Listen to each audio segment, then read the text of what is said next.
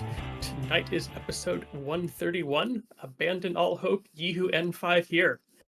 We are going to be looking through most of the changes in N5, highlighting some of the biggest ones, and then looking at some of the minor ones that we thought were important to point out. I am joined tonight by my co-hosts. Tristan. And Jacob. Excellent. A lot of little things that might have a bigger impact on how the game's played than might initially seem. Yes.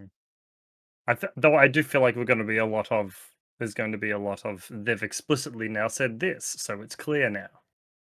Oh, so many of the changes are, yes, just they took the N4 rule and made it explicitly clear on how it interacts, with other rules that occasionally were questionable. Yeah, overall, looking pretty good so far. And if you've listened to our last episode where we went through the initial changes, we'll be able to finally go over some of those things where we kept saying climbing pass is fucked. Mm-hmm. Yeah, we'll get to all that. Climbing pass is rough. We no longer have a split quarterly challenge now that N5 has been released. So, for the rest of the year, and we'll probably get this portion of the challenge extended into next year, given you have about 2 weeks worth of N5 to play before the quarterly challenge ends. N5 first impressions. We would like to know how it's going. Send us your first battle reports of N5. Send us some battle reports after a few games. Let us know how it's changed, how you're approaching it differently. We'd also like to see the most creative use of the sand trap terrain. I know Jordan's not here tonight, but hexagons are so much more fun to make tables out of than boxes. They so much are. Putting two boxes together, there's really only so many shapes you can make, but if you stick two hexagons together, you can create some weird shapes. Yes, all sorts of nooks and crannies. Yeah, they're the superior cylinders as far as infinity terrain goes. Oh, absolutely. I can't tell you how. I mean, again, this is going from old man Jacob's stories of how annoying taking cover on N3 cylinders were, because you're like, how far around the cylinder until I have no cover? Yes, because with hexagons, you don't have to worry about drawing tangential lines to explain to your opponent why the cylinder works like this. Nope. Yep. Anyhow, I touchy that flat side. Send your submissions for that to lossoflieutenant@gmail.com. Absolutely, and I'll do the inaugural Jordan. If you'd love to hear us live on the Loss of Lieutenant Discord, you may head over to our Patreon and become a lovely cock. It shall give you the privilege of listening to our ramblings live and telling us how stupid we are. In addition, if you'd love to hop over to the Discord, and if you hear the episode after the fact, you can still tell us how stupid we are if you head over to the episode discussion tab in our Discord and just rant at us, because we love it. Yeah, and don't forget, if you can't support us monetarily, we're on YouTube, we're on Facebook, right? We're on Spotify. Throw us comments, likes, let Aleph know how much you love us. Absolutely. Upcoming events. We have CanCon 2025 Infinity Nationals for Australia coming up in January on the 25th and 26th in Canberra at the Epic Exhibition Park in Canberra. 300 points and 5 rules now locked in. Missions are acquisition, unmasking, supplies, firefight, and decapitation. I believe those are set for right now, but if we get ITS 16.5 quickly, we might get to convince them to give us a little bit more variety in that. Tickets are available through the CanCon website. Correct. Yep. It's going to be an exciting time. I'm really struggling to pick a faction at the moment. I had a little giggle because I I think for CanCon, the TOs are going to feel the most useless whenever they're asked for rules clarifications. Yeah, he's So, going to like, be like, how do, read the book. how does this? Yeah, how does this work? I don't know, dude. Figure it out. Yeah. There's going to be a lot of community TOing as far as rules goes, I think. Yeah. This might sound controversial. It might have almost been worth it to make it 4 missions instead of 5, so people have a little extra time to play games. 3 missions in the first day on like a 2-hour time limit with a complete new rule set might be challenging. I think the worst thing is just going to be people doing old, like, smoking on with a +3 or something like that. Yeah. All right. So, as Nick alluded to, we're here to talk about the good, bad, and ugly rule changes that we have experienced through N5 and that we have been freaking out over for the past 3 or 4 days. First off, I'd like to give a thank you to Clint Florka. He is the member over on Facebook who has compiled all of the community's notes about what they have found as changes. Definitely, it is a more complete list than we will be looking over tonight. But it's also been interesting to read that list because there are many changes, quote unquote, in that list that are actually still have not changed. They're just obscure rules that people didn't realize were rules in N4. You can play So, this game for a decade and still not know all the rules. yes. All right. So, I guess first up, some really superficial changes.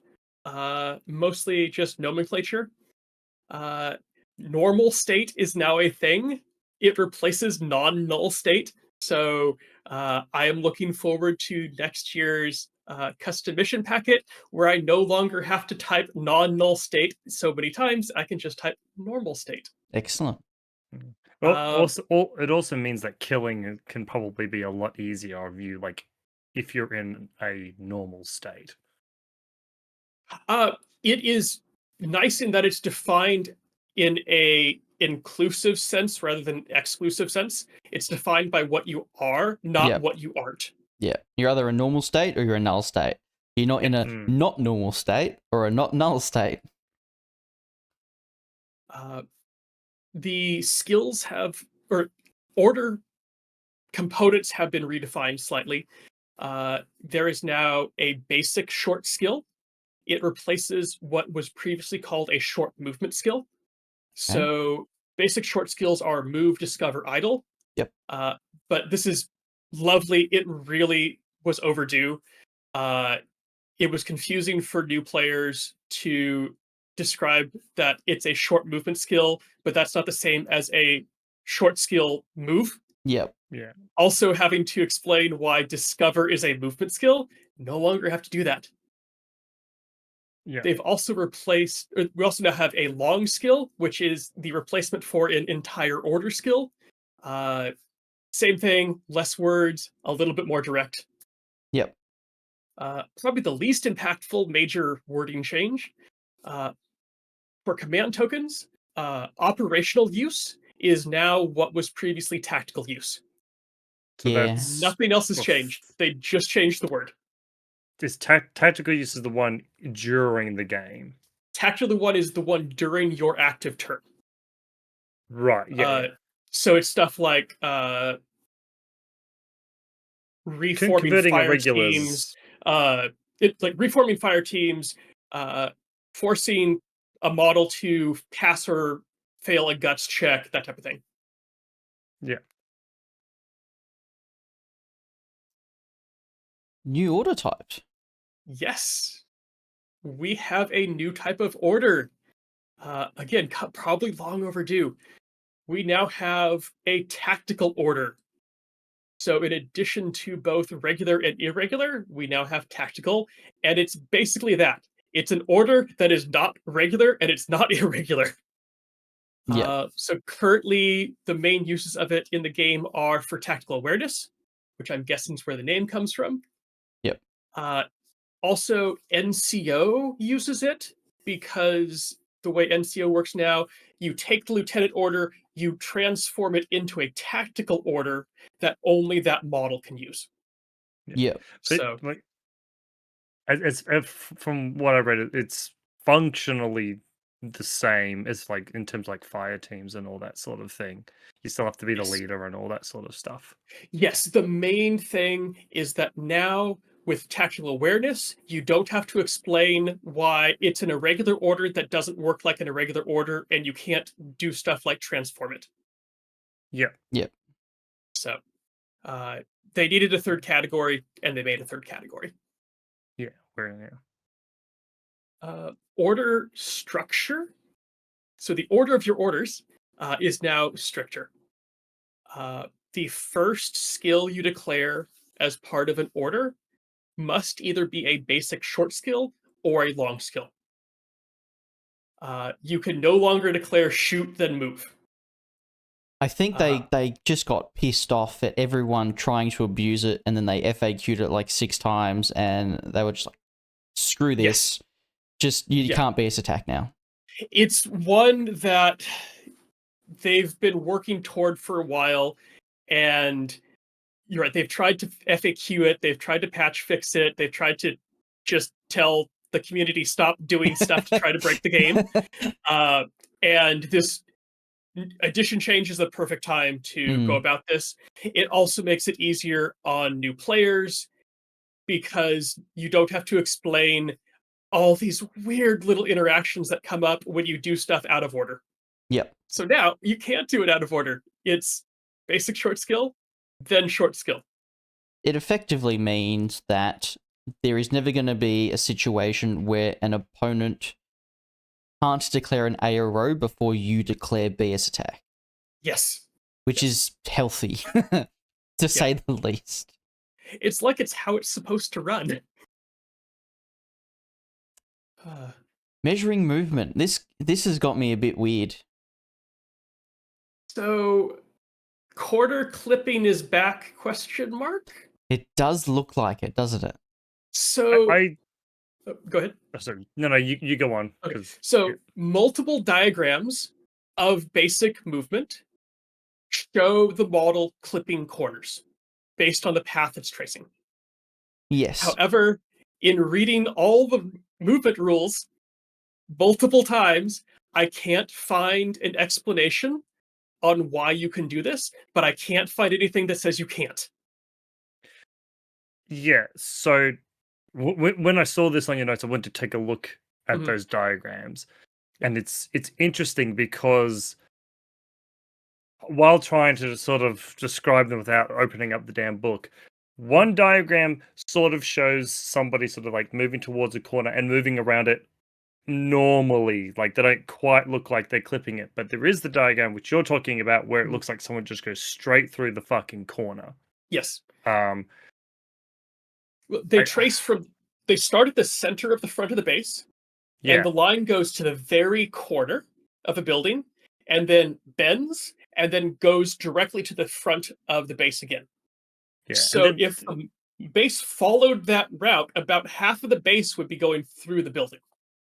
yeah, then there's another example where it looks The other example is yeah, a bit weird because the line starts center base, but when it hits the corner, Mhm. it's not center base, and it looks like it's physically yeah, going around the corner, but Mhm. then it ends center base at the end of the movement. yeah. So you've got the top diagram, which very much looks like clipping through a corner, like it's Mhm. practically the entire model is through the corner. The Mhm. diagram below it. So this is on page 27 if anyone wants to go and take a look at it. The other diagram looks more reasonable, like a little less clippy, but even then it's still I I would think there's a probably little bit of clip, but yeah, it's not as egregious as the other one. yeah. I would probably say if anyone like where we all started figuring out N5, just go with sort of the same thing as N4, and what makes sense is the fact that you only are allowed to like clip through terrain when you're trying to squeeze, and that's it. Go around corners normally. That's just my opinion. I mean, movement has exploded in N5. If Mhm. if you need that extra half inch to get somewhere, you're probably doing something wrong. Yeah. Rooftop peaking. What is Yes. rooftop peaking? So rooftop peaking is back. Apparently, this was still a thing up through N3, and then I'll disappeared at N4. I can explain this. Yeah, go for it. So it used to N3 used to explicitly have a like a rule or a diagram of how you were supposed to like look over the edge of a building. I know there was Where lookout. There was almost, there was an option to BS attack around, like, over the top of a building, but you were treated as stuck from the side of the building. I remember that. yeah, well, I remember there being like essentially there was like a lean out mechanic where you could Yes. lean over the corner and shoot down. Yeah. Now it's what, to be honest, it's what Oh, it's back to what most people sort of did anyway, where they're like, I can have half my base in this void of space and shoot around yes. the corner, shoot over the edge anyway, and that's pretty much what this is now. That's exactly what it is. And they've come out and said this is a legal way to go about this, which is a nice clarification. So when you're moving, you have to have at least half your base supported by the ground. This allows you Yeah. to shimmy along like a parapet or like a thin edge on a building, as long as you get back to solid ground. The way they do it with this, you can just step halfway off the building and then step back. Okay. Your base is still supported by the rules, but you now have a better vantage point.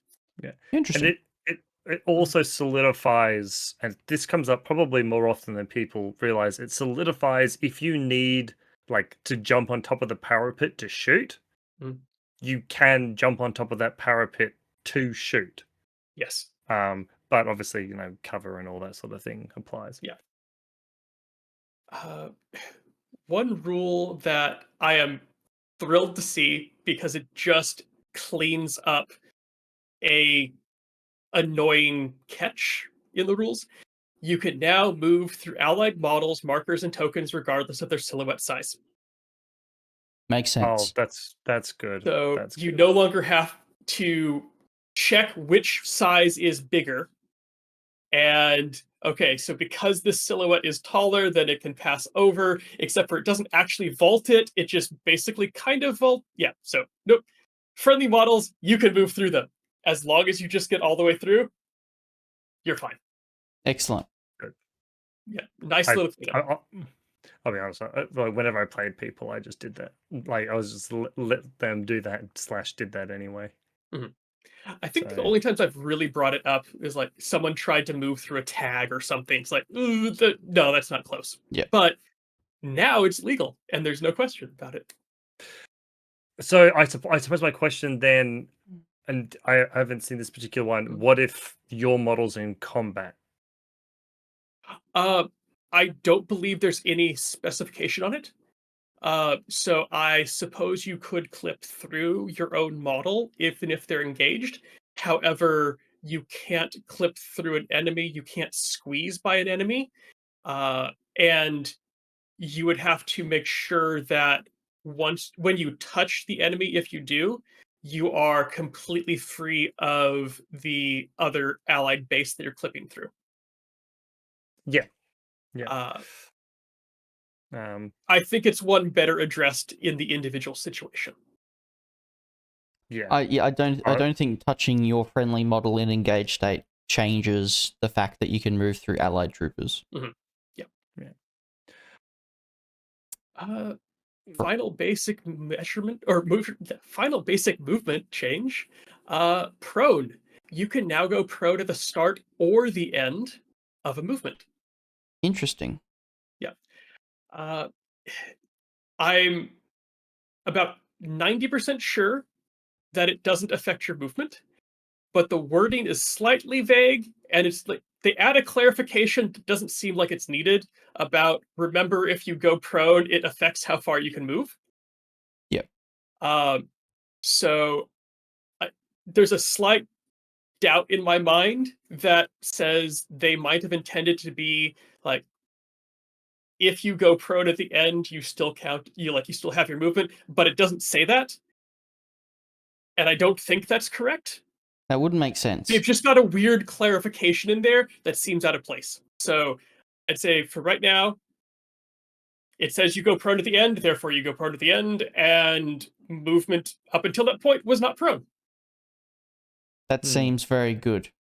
Yeah, I mean, it does say like it says while in this state. If you do it at the end, you're not in that state. So, But is N5 still an all at once thing? Are you considered prone and standing at the same time? Yes, that was what I was thinking. That they may be thinking that was how it works. As it's stated, it doesn't look like it. We might see them come out with a clarification later. It could also just be a translation thing where it sounds slightly different in English, and that makes me think, ooh, maybe that wasn't what they meant. Yep. It wouldn't. Yeah, I It mean, wouldn't make sense to me that you could move 6 and then be like prone at the end. That seems strong. It seems more powerful, but I'm not sure. Yeah. Sorry. The only thing is that though is like doing it at the very end. Mhm. To me, like, I don't see how that's necessarily any different than just moving, standing up. Like, I would assume you're standing the entire time and end prone. We resolve anything, and you're prone at the end of it. It's like getting if you move shoot, Mhm. it's like getting a free Yeah. prone at the end. Yeah, no, I get the advantage of it. It's Mhm. like the ability, like you're allowed to end prones, so you can be like, I want to go that far distance, be prone because it's my last order, and I want to shoot. Yeah, And sort of having your cake and eat it. Yeah, exactly. It's basically making the like move shoot type thing a little more order efficient. If that's how it's intended to be. Yes, if that's how it's intended to work. It's very. I don't know if they would change that. It seems very staple, very basic Infinity.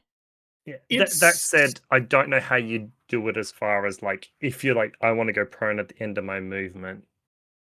I guess you declare it. I don't know. I feel like it's a clarification of if you go prone at the start, you can't be seen. Let's say you go half your movement for both. You go prone at the start, you can't be seen for that order. If you go prone at the end, you're still moving half, but you can be seen for that order. That's what I feel like it would be. Or, more importantly, if you don't go prone for the first half of the order, you can see. Yeah. Because I think the important part of it going prone afterwards is you can have line of fire for that order, but still end up out of line of fire. Yes. So I feel like you're prone either way, so you're half movement, but the difference is whether you're silhouette 0 or silhouette 2. Yeah. I think what all they need to do, like to sort of clarify this, is to clarify when you declare I'm going prone, as in the order expenditure. Like you say, I'm going prone, either end of my movement, you're in the prone state. Yeah. Yeah. All right. Okay, that was regular movement. Now we've got spicy movement. So let's start off with the good. Jump was rewritten, and it's great. Jump base distance now is 6 inches. It's no longer tied to your move stat. And you measure from the model's base to where the model's base goes like normal movement. Much better. Oh, so much better. It solves the problem that I think I spoke about this on a previous episode. CB was trying to fix basically throughout all of N4, where there was an issue that a basic 4/4 model couldn't jump onto or off of one story of basic CB terrain. And there are a bunch of patch fixes, like maybe measure from a different point of the model, because it gives you a little more inches. Now, 6 inches is plenty to get up and onto the terrain, and it's lovely. Yes. It's so much cleaner. I don't know how many times I just threw Super Jump in the bin because I would have to replace my model with a silhouette to measure from the top, and I almost sometimes felt like I was cheating because you ignore parapets. It felt really jank. Yeah. Admittedly, now they have like put in the diagram when you're super jumping, you do ignore the parapets. Yes. right? So you do get that extra parapet distance. Mhm. But yeah, now it is just you measure the distance point to point, Mhm. right? As far as like how Well, far it moves. when I say vaulting parapets, it's like Mhm. you're jumping from the top of your base. Let's say the building's 4 inches tall and my silhouette is 2. Do I only need to go 2 and a bit and then I can vault the parapet, or do I have to get it so that my base is above the parapet before I can vault it? Not a lot Yeah, of people really knew. It just got messy Mhm. Yeah. yeah. So now we know for sure it's you from the just base. measure from the base where the base ends up. Ignore the like any parapets or anything like that in between. Essentially, any terrain that you could Vault normally. conceivably vault normally, you can just ignore. Yes. And it is like the diagrams in the N5 book are just that much cleaner Hmm. and just more targeted at those examples to make sure that the exceptions are present in the diagram. Yeah. Yeah. I think Uh, that's the biggest thing they've done in this particular rule book is the amount of this is wrong yes. diagrams. Yes. Uh, climb has also been rewritten. Um, Similar to jump, the base climb distance is now 6 inches. It's no longer tied to move stat. So I think that goes in the same bucket as the jump being rewritten. It's really nice. It means that your basic 4-4 models can climb 1 story, they can jump 1 story. It's still a full order, but you have just that much little extra wiggle room to make sure it works and you don't end up with models that are stuck like halfway up 1 story. Yep. Yeah. It's honestly like Mm. for models that don't have the rule that we'll get to very soon, Yeah. it's a really good like buff for almost every unit in Yes. Infinity. The ability to jump 2 inches more than you normally would and to climb 2 inches more Mhm. than you normally would is pretty big. It's like it's just quality of life almost. Mm-hmm. It Mm, just makes the rules work much better. It's not adding much more power to it. It's just making it easier to play with terrain. yeah. Um, Uh, is there any mention that I'm guessing it will say something, but like going prone obviously still halves jumping and climbing? I think it says you I cannot think be prone prone and says you jump. can't be prone. Okay. Yeah. As soon as you declare jump, you cancel prone. Yeah. What about climb? Climbing, you can climb prone, Is it still and it does 6? half your move. It Oh, it does does half have. your movement. Alright, cool. Yeah. Makes sense. Mhm. Ugh, dirty. Okay, spicy movement, the bad. Climbing plus was rewritten. Um, they took all the wonderful description of how climbing plus works, they threw it out, and they made climbing plus climbing as a short skill. Yeah. So Yeah. it's just super Uh, jump for climbing. The problem is climbing sucks. yes. Or having So to use it well, like that sucks. yeah. So with climbing plus, you can declare other skills while climbing. However, it keeps all the other restrictions from climb. The most important one is that you cannot combine horizontal movement with vertical movement. Yeah. Which means So in a climb normally, and it makes sense for regular models that aren't familiar with walking up walls, that you have to stop at the bottom of the wall. And then when you climb just the wall, and then you can keep moving with a second move. Um, Now, climbing plus models have to do that. yeah. So Completely yeah, unnecessary. Yes. yeah, the big issue there obviously is that you have to stop. Yes. You have to Um stop at the bottom. You have to stop at the top. mm. And I suppose I don't know of any model where it really affects it. Maybe the Sujan. I feel like I don't know. Is that if you're at the moment, if you've got 8-inch movement, the climbing will slow you down, even with climbing plus. I hadn't thought of that, but yeah, you're right. And I think there are at least 1 or 2 models that have climbing plus and 8 movement. They will go up the wall slower. Yep. Am I right? Is the Sujan one of them? Yeah. Pretty sure the mobility I mode has climbing plus. The one I'm thinking of is the Zeta. because you. Well, he's 6'4" though. Yeah, it's fair, but there might be situations where you have to do climbing plus twice to get to the top of a building. Yeah. If you have to do climbing plus twice, you move 12 inches. Yeah, that's fine, but it means that you can't, like, let's say you move up to the wall and then the second skill gets you halfway, new order, climb to the top, then shoot. You have to touch the wall, stop, climb, get to the top, take an ARO, and then activate again. And you're like, oh yes, I agree. It is absolutely worse than the previous skill, and it is unwieldy enough that I think a lot of players will just not use it bother with it. because super jump is like climbing plus is the new N4 super jump.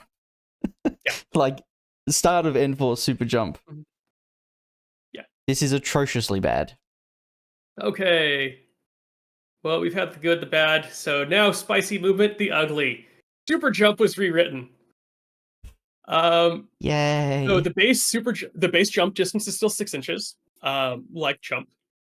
There's no distinction between your first and second super jump in an order. This means that if you have one short skill, you move 6 inches, or whatever, 8 inches if you say you move 8 inches. Yep. A long skill only adds 4 inches to that. So a long skill, 6 plus 4 gives you 10 inches. If you double short skill, you move 6 plus 6 for 12 inches.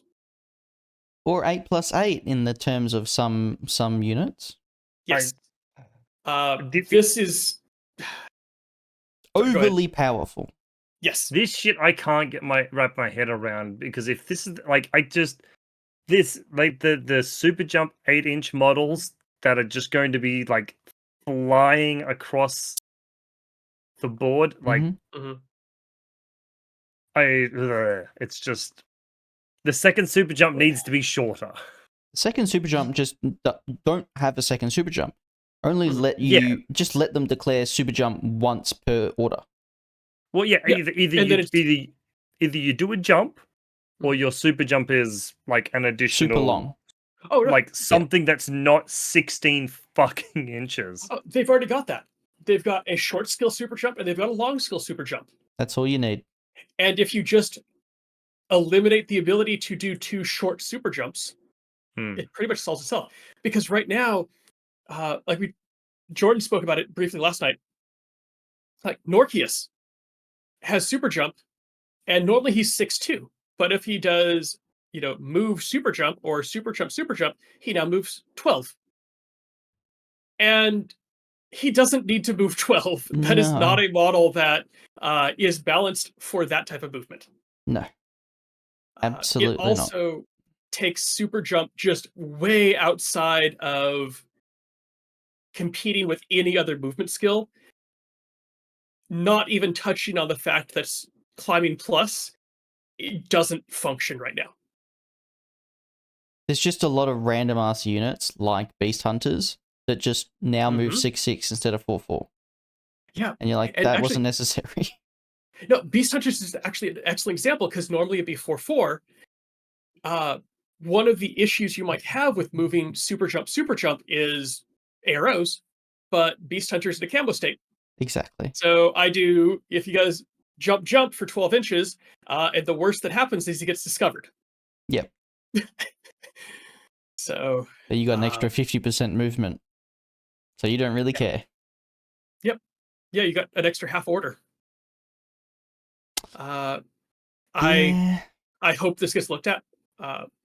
I think you're right that it's solved fairly easily by just eliminating the ability to do 2 short super jumps and forcing you to do 1 long super jump. Well, even that, like the aerial bikes were designed with having a fast, like they're 8.2, all of them are 8.2, but realistically they're 8.6 if you move super jump. Most of them have super jump 8, so you move 8.8. Sorry. 8.8. Yeah, so they're moving 16 all the time. Which, I mean, sure, it's fine. Maybe that's their design for them, but that doesn't mean the Seraph needs to move 8.8 or Tarek needs to move 8.8. You know? Um, I I do like the ability to disconnect the super jump distance from the move stat Absolutely. because like Rodox are perfect example. They're Yep. 4/4 and have super jump, and now they have the option of do I walk 4 inches so I can keep cover? I've also got Mim, or do I super jump, go farther, but I lose cover for that movement? Yep. I think that's a good trade-off. Uh, However, if you've got a situation where, oh look, my enemy doesn't have their head up, I'm just going to move 12 to 16 inches across the board with these models. Doesn't Mm. doesn't work. We've been traumatized enough with super jumping tags in ITS 14. So we didn't need it enough. We didn't. CB, please fix. Yes, yes. Please take super jump down just a notch, And and then make take climbing plus and put the old rule back in. Climbing plus was Let us perfect. let us run up walls because it makes climbing plus order efficient Yeah. versus Make it feels great again. Yeah. Yeah, I was trying to look at the structure of the order to see if I could figure out a way that they restricted it, but no. Nope. It would have to be inside the super jump rule, I think. Yeah, no. That's the only way they could fix it without rewriting the order structure. Yeah. So we had all the spicy movement. Now we've got mild movement, cautious movement. Couple of changes. Hackable troopers in model form can no longer cautious move into or out of enemy hacking zones. Interesting. So, like, kind of niche category, but it makes sense because the hacker is essentially watching you. And stealth doesn't affect this. Stealth would. So if it's a Okay. stealth hackable, then they would be able to use cautious Alright. movement.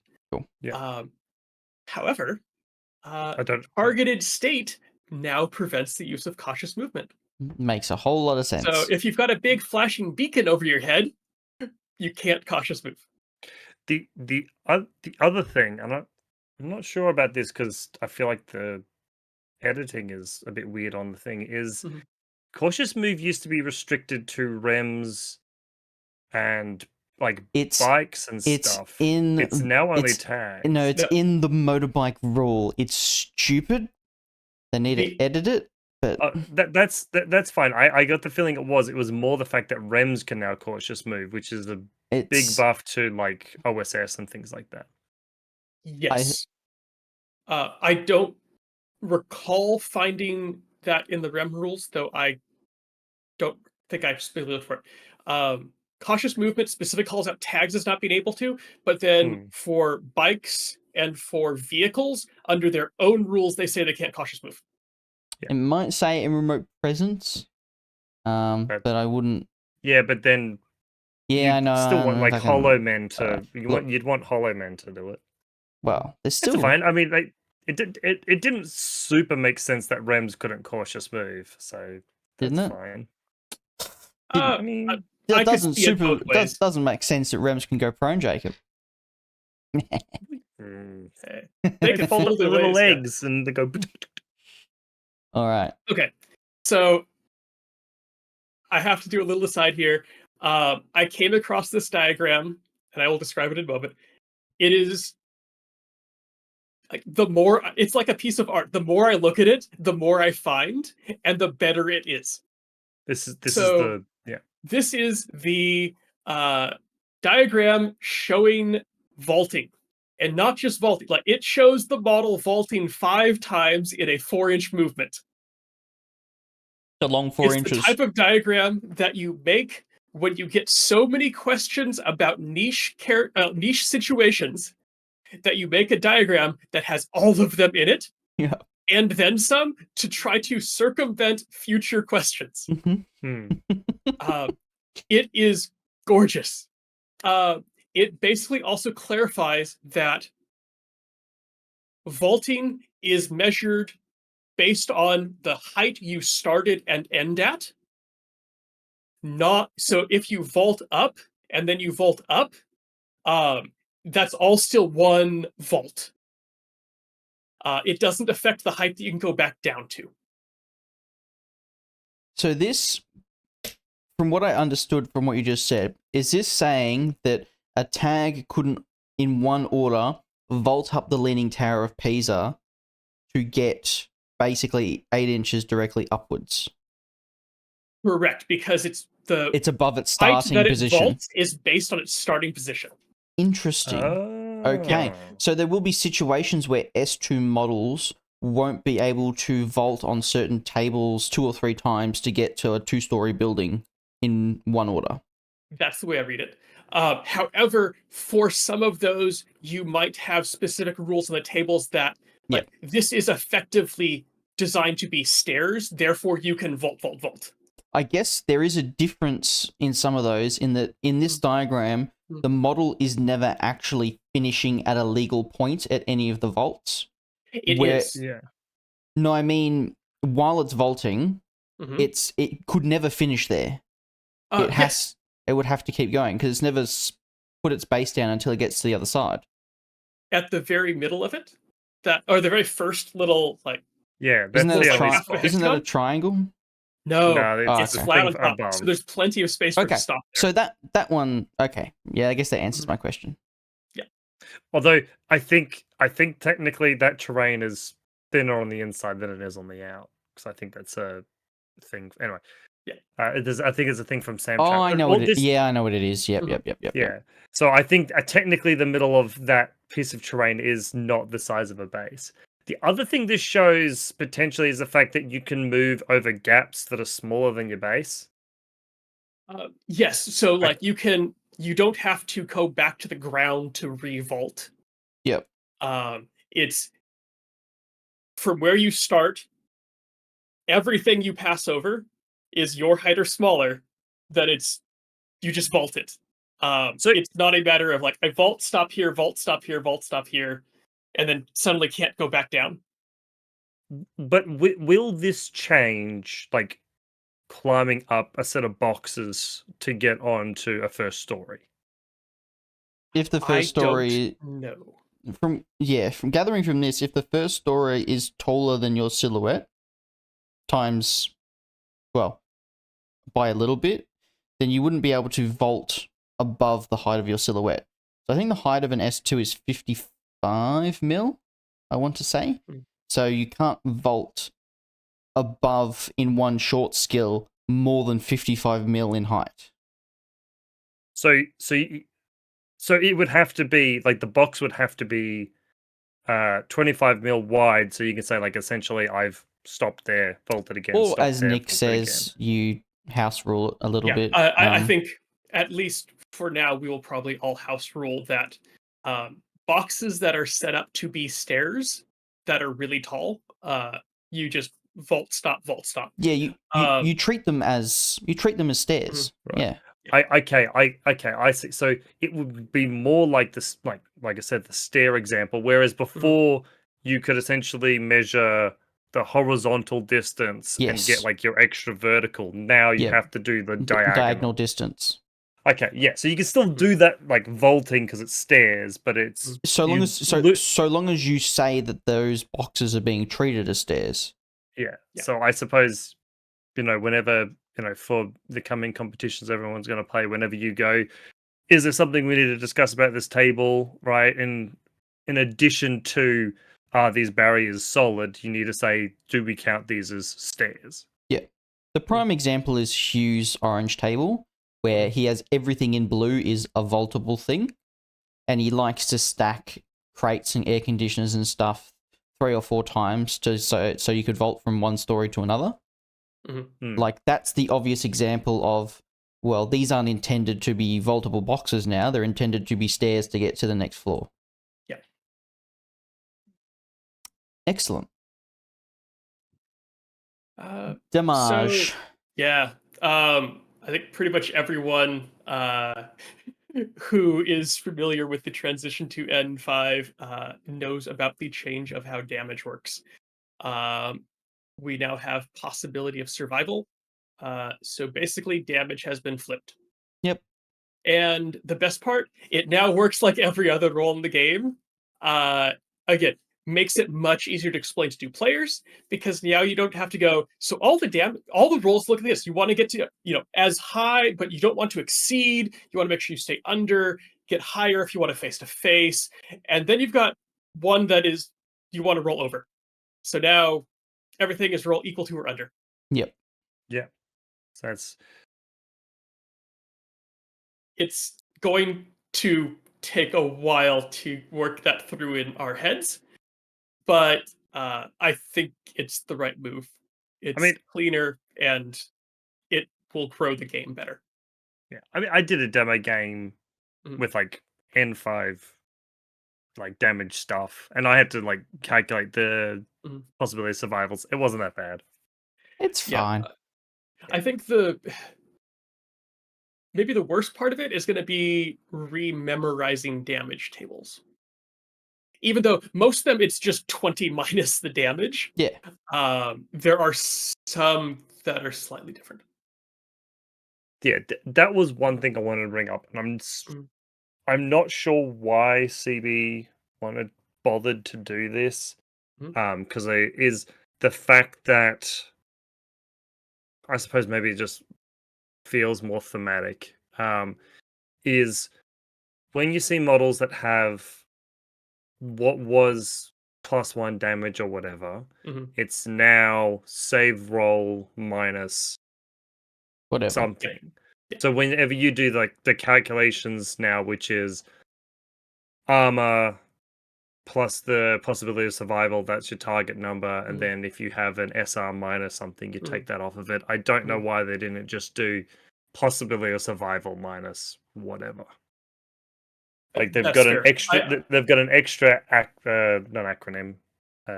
Yeah. Pretty Extra much. acronym that they just didn't need. Yeah, yeah. I think that's a fair assessment.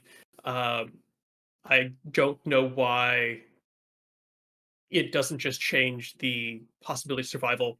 Why it has to modify something different that does the same thing with more words.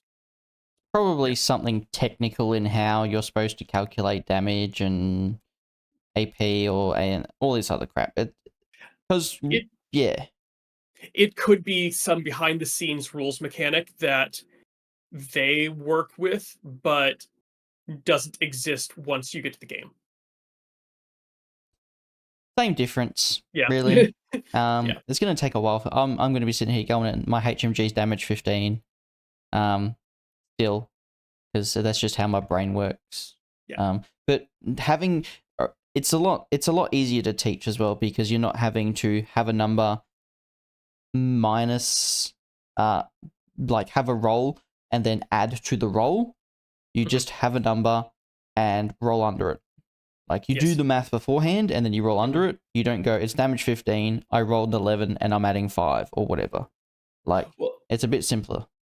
and like the rest of the rolls, the target number is a success if you roll it. Yep. Yeah. Which is a lot better. Yes, which is much better.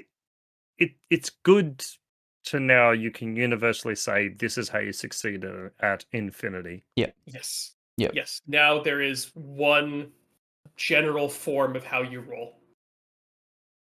Actually, if you go back one, we've also got Oh, of changes course. in how success values over 20 work. Yes. Say mathematically, it's the same. It just works so much better because there's less steps to it. So for every point you are over 20, your crit rolls around and you start getting crits at the bottom of the range. So if you have a target number of 21, 20 is a crit, but now 1 is also a crit. If you have a target value 25, 20 is a crit, and then 1 through 5 are also crits. Yep. Yeah. Some people I are a bit think confused, but yeah. as Nick says, it's mathematically exactly the same. Yeah. And to be honest, I like it thematically because when you take a look at like martial arts, which is the most common example, I just feel like it's showing that they did some cool feint thing or something like that. It removes the need to explain to new players why, well, while my die says 15, it's actually a 20. Yes. Yeah, true. Mm. It stops you having to say I'm over 20 and therefore add to my roll. Yes. That's a good point. Yep, it removes the, I think, only instance in the game where the number that came up on the die was not the actual number. Yeah. Like, technically, armor saves were like that as well, I guess. Oh, okay. Fair. But yes, you're correct. Yeah. All right. Strategic command tokens. Yes. Big changes. Yes. So start with the rest of the use of command tokens did not change. Just strategic. Yes. The biggest one, you can now spend 2 command tokens, but you can't duplicate what you spend them on. Yep. So they've also split strategic into procedural and logistic. Procedural, these are the ones we are used to. Player 1 can spend a command token to reserve an extra trooper. Player 2, they can spend a command token to remove 2 regular orders from player 1, although there's now a contingency on that. You can only do that if the player has more than 10 orders, though that does count tactical awareness orders and that type of thing. It counts, yeah, Does it it- counts NCO as well, which sucks. Does it I count? believe so. Does I it don't count orders off the table? Fucking asking No. silly questions, No, Jacob. because it's after order count. So player 1 does their first order count at the top of their first turn. If they have 10 or fewer orders, you can't dock orders from them. Yep. Chesvasti are gonna love this shit. Nah. Hidden deployment's gonna love this shit. Nah.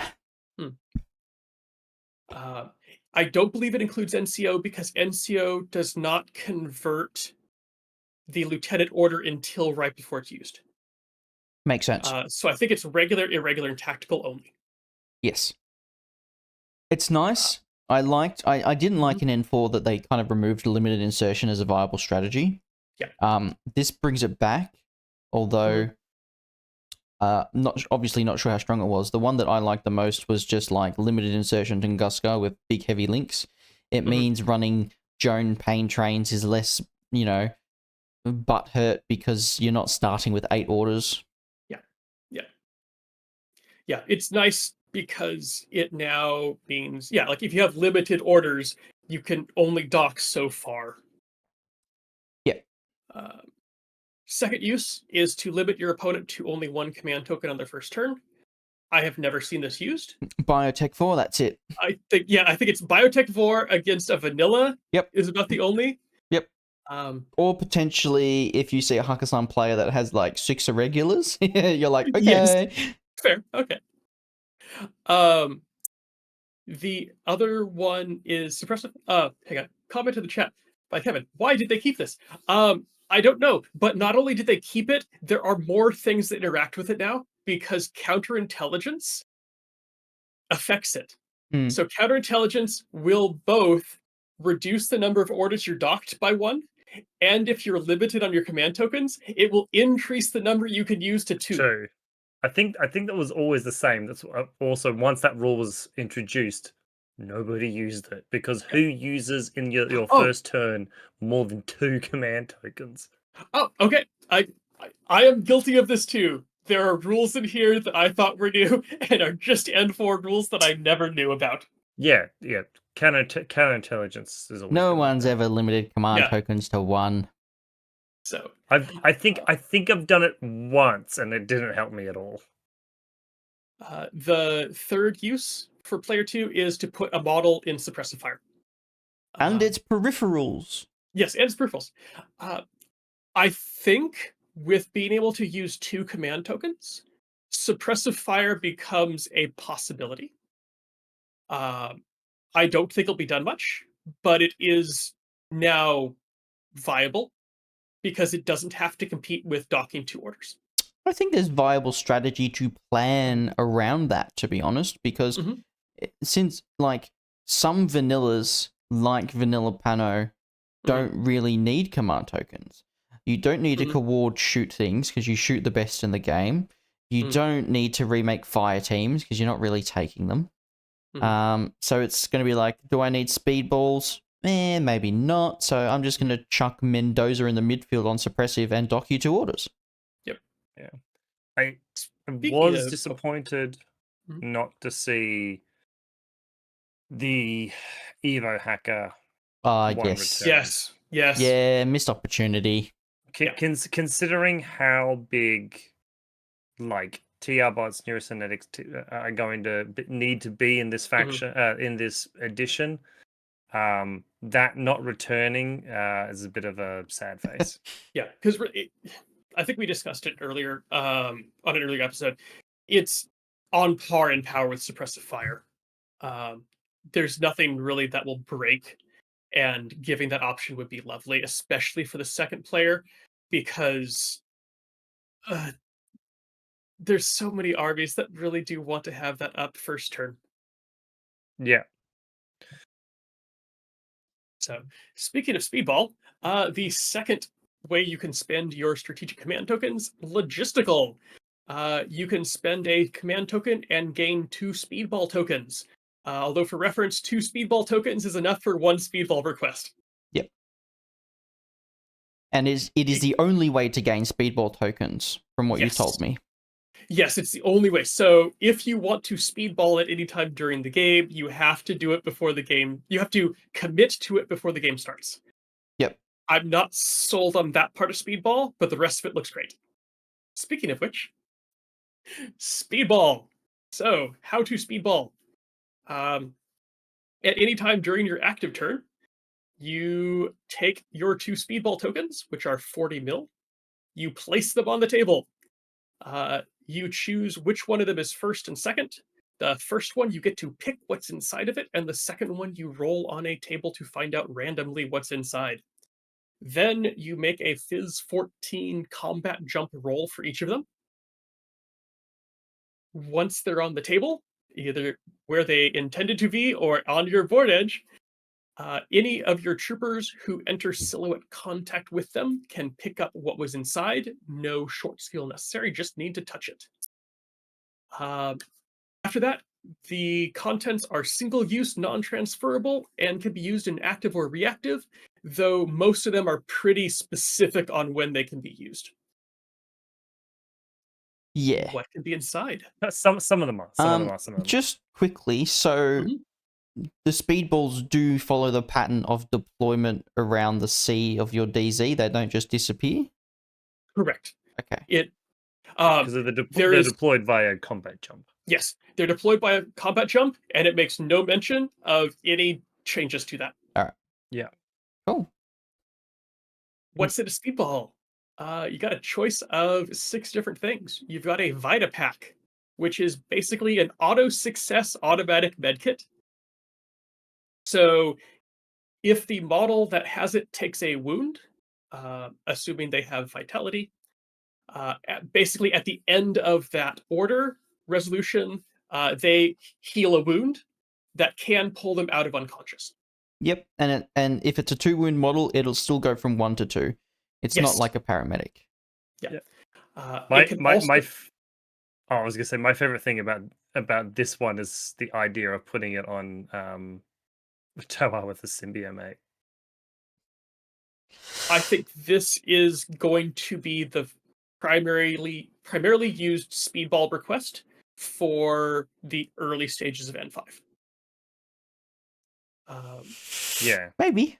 Yeah, I have some thoughts. That's my prediction. I mean, the good thing about Speedball is you can look at your opponent and at least pick one that might be more useful. Yep. Yes.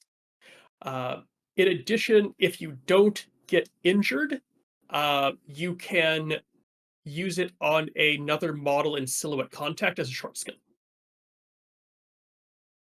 We've got the Auto Repairs Suite, which is a Vita Pack for structure models. Yep. Switch On will automatically remove immobilized A or B, isolated or stunned. And similarly to the Vita Pack, it takes place at the end resolution stages of that attack. If you got the state, it just removes it. Yep. You could also use it against another model by going up into silhouette contact and short skill. Oh, okay. Interesting. Yeah, so you can speedball it. So if a model is already immobilized, and you don't have an engineer, you can speedball in a switch on, have a model pick it up, run it over, and remove the isolate or the Cool. immobilized. Oh, yeah. Mhm. I'm just seeing the power of this now that you're explaining. Yeah, I all was of going to say, I don't think Vita Mhm. Pack's going to be... It probably will be the most common. I don't think it'll be the most powerful. Oh, I don't think it's the most powerful. No, I think it's the default. At least it will be for the early stages of N5. Yep. Um, the other three, we've got Jetpack, which is a super jump jet propulsion for one order, and it's only for S2s. You've got Overkill, which can be used in two different ways. Either at the end of an order, you can reload for free, or for one order, you get BS attack SR -1. The final one, Nano Shield, is a +2 mod to your saving rolls for one order. There are some really interesting things you can do here that aren't just give something an extra wound. Obviously, the Yes. extra wound's really gross, and people have been sending me messages about giving Sheshkin a third wound and then Oh, yeah. just eating people and giving Norkius an extra wound, and then he just runs up the table and doesn't give a fuck. Yeah. But like giving certain tags +1 damage means they're just going to melt a tag in an order. Tags already have the BS attack minus I SR believe -1. I believe it says it stacks. I'd have to check. I did not see. I think in the SR rules, I think it says it stacks. It's not like a specific rule. Okay. Anyway, I'll have to look that up later. besides the point, there's also things like an interventor through a pitcher becomes immune to Trinity with a nano shield. Yes, Mm. because Nano Shield does not specify what type of save. Some models getting super jump for an order is also really gross. Mhm. The switch on is disgustingly good for like I'm a hackable thing and I just want to get into your DZ and I ignore the first, not even the first hack, but the first time I fail the save. Yeah. Mhm. Like you run a Sujan just through this speedball because you don't have to touch it, you just have to run through it. Mhm. And you're just like, oh, hacking net, fuck you, I've got 8 inches of Even movement, something I'm like gonna get through it. Ajax. Yeah. Mhm. Berserk into the pitcher, I kill the pitcher, I tank the hack. You got no more pitchers. Let's go.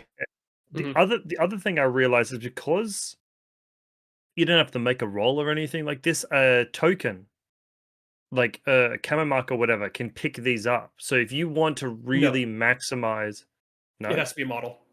And Kevin, you just have to tap it during your movement to pick it up. It's not a short skill. If you tap it during the move, it goes and sucks onto you.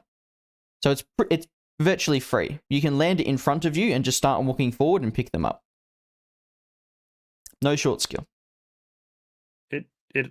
It only says it has to be an allied trooper. Sorry, allied trooper in a non-null state. Yeah. Yeah, sorry. I Is apologize. a marker state a trooper? Yes, it's still a trooper. It's a trooper still an and a marker allied state. trooper. There you go. Right. The only thing it can't be done, and they didn't really need to say this because it's in the combat jump rules, is you can't drop it onto a model. That's like in two places. Firstly, in combat jump, and also the model has to move to touch it. They can't start touching it.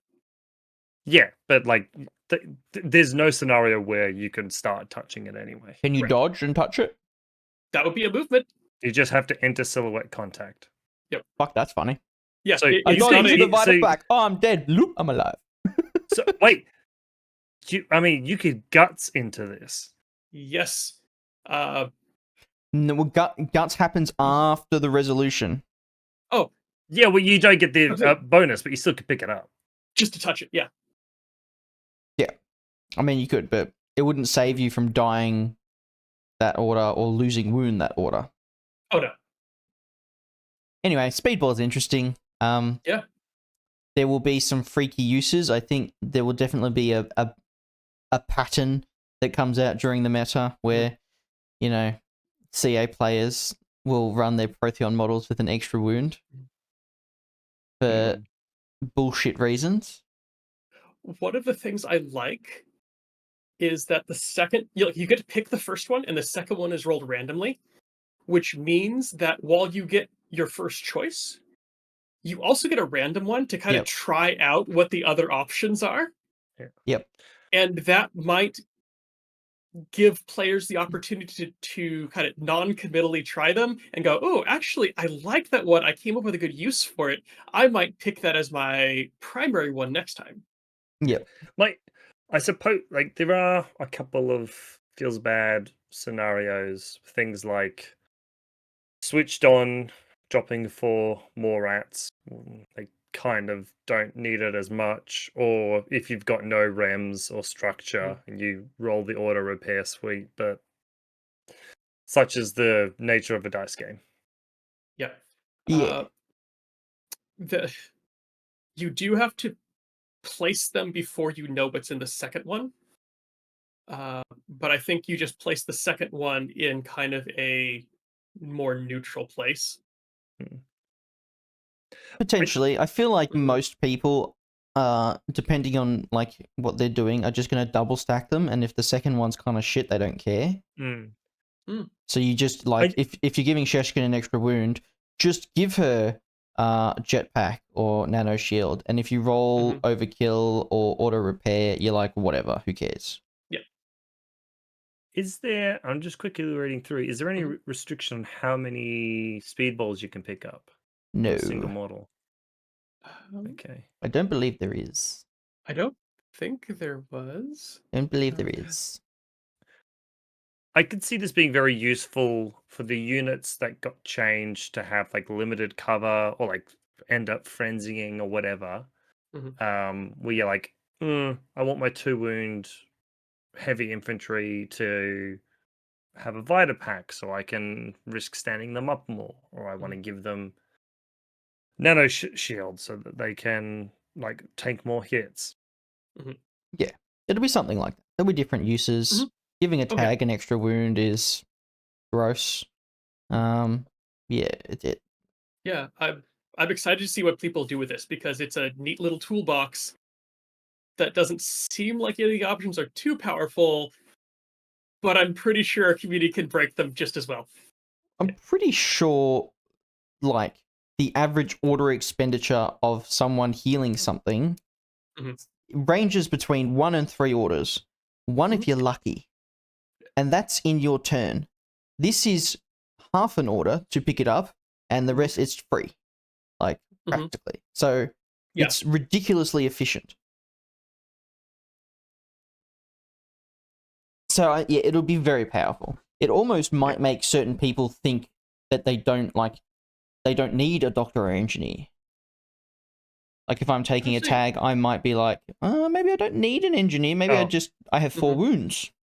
Sorry, I just saw fucking garbage reading. Apparently, there's a big thing that says restriction in the middle of Speedball that says a trooper cannot have more than 1 Speedball at a time. There you go. Oh, okay, there it is. Yep. Excellent. Fucking blind. I'm sure people Who are would have shouting guessed in the the big chat. bold number or word in the middle of the page? Yeah, reading the rules. Explains the rules. It's alright. We've only read them about half. Yeah. It is clearing the failure state on a 1 wound model. So everyone can take their courage with everyone can take the courage with a little bit of a guarantee that it's not going to die immediately. Yeah, that is a true thing. Is that models that were once felt too expensive, but like you really felt like you could take them. Oh shit! Do you know what I just thought? Shinobu.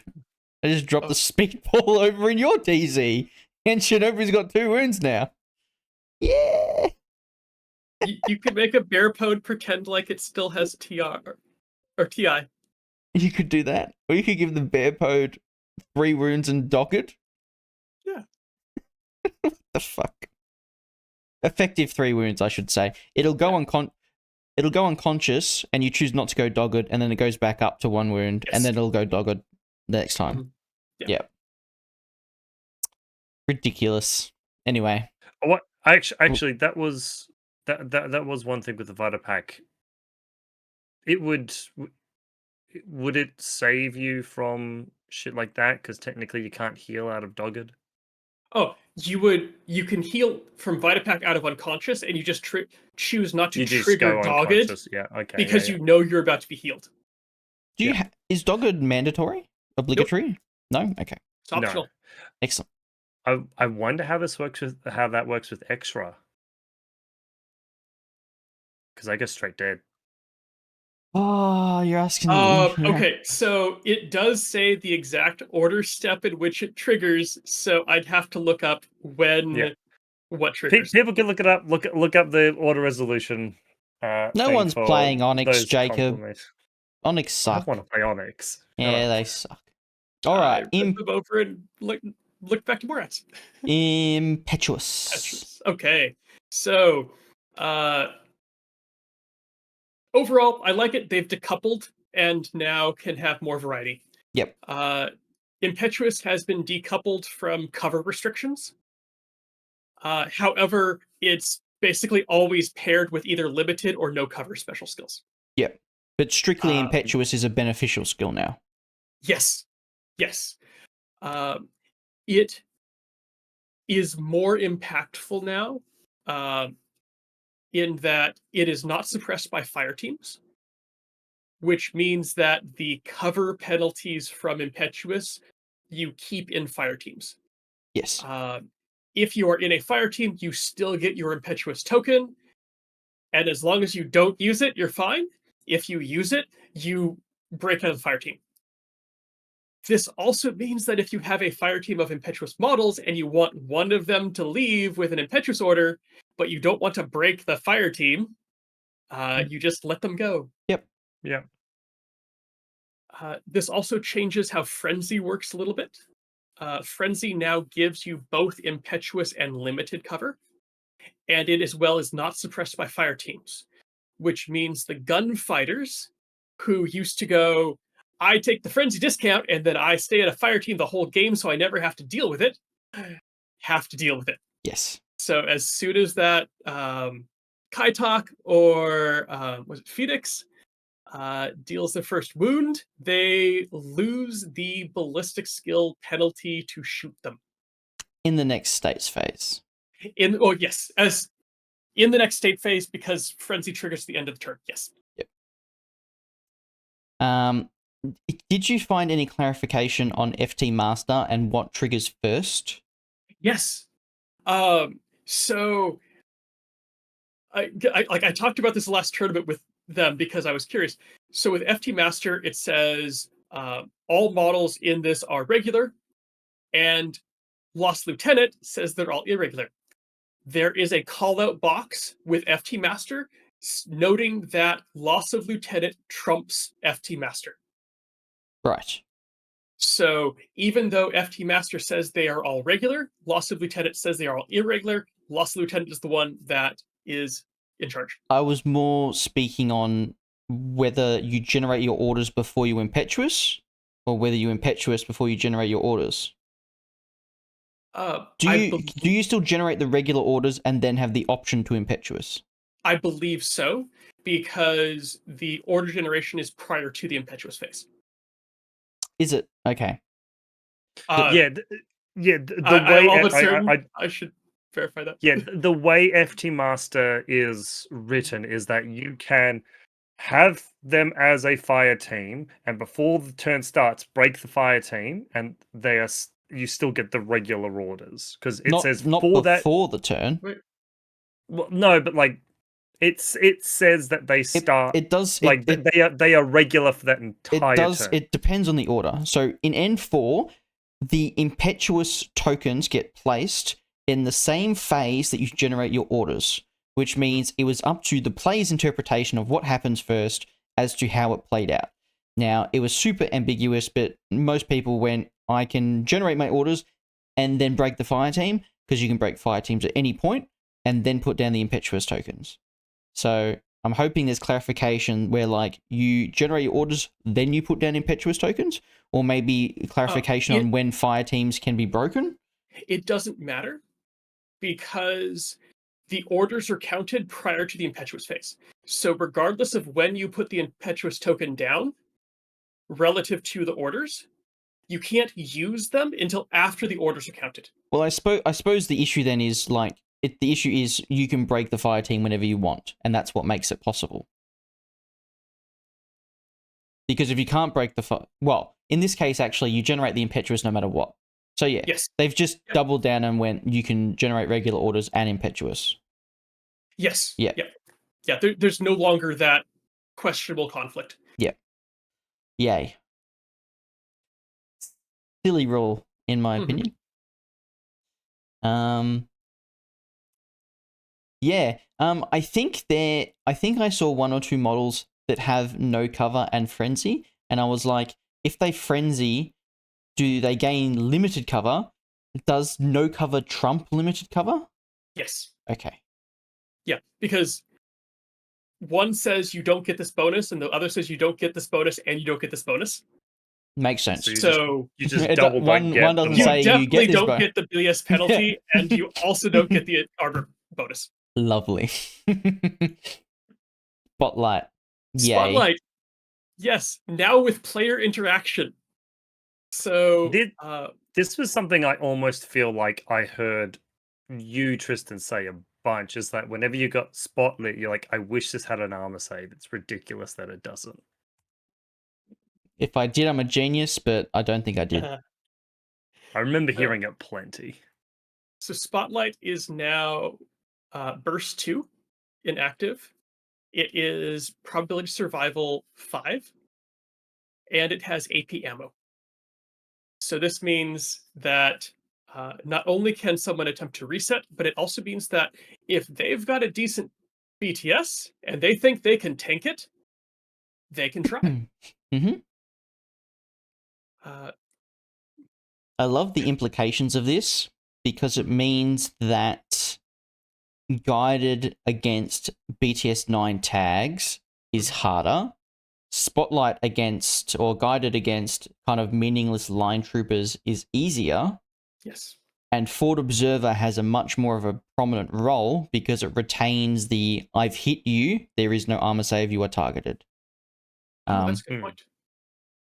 So it's not just hackers now. Like you can surprise attack a guy with Forward Observer, which is neg3 all the way up to 48. So that might be, instead of shooting a picture and spotlighting something, you go, there's an ARO piece over there 48 inches away, and try and go guided laser him. Yeah. Targeted state has changed slightly. It's picked up 2 new things. We already mentioned the first one. It now prevents cautious movement, and it also turns off stealth. So, simply, if you have a giant beacon over your head, you're not sneaky. I like that. Yeah. It was a bit weird that you were targeted and you could re-enter camo and just kind of walk around stealthy. I'm guessing you can still re-enter camo I didn't while targeted. see anything that prevented it. Yeah, but it might have been under camo. I don't know. Good change, I would say. Yes, yeah, good change. Feels more thematic, and it removes one of those non-interactive parts of the game. Yep.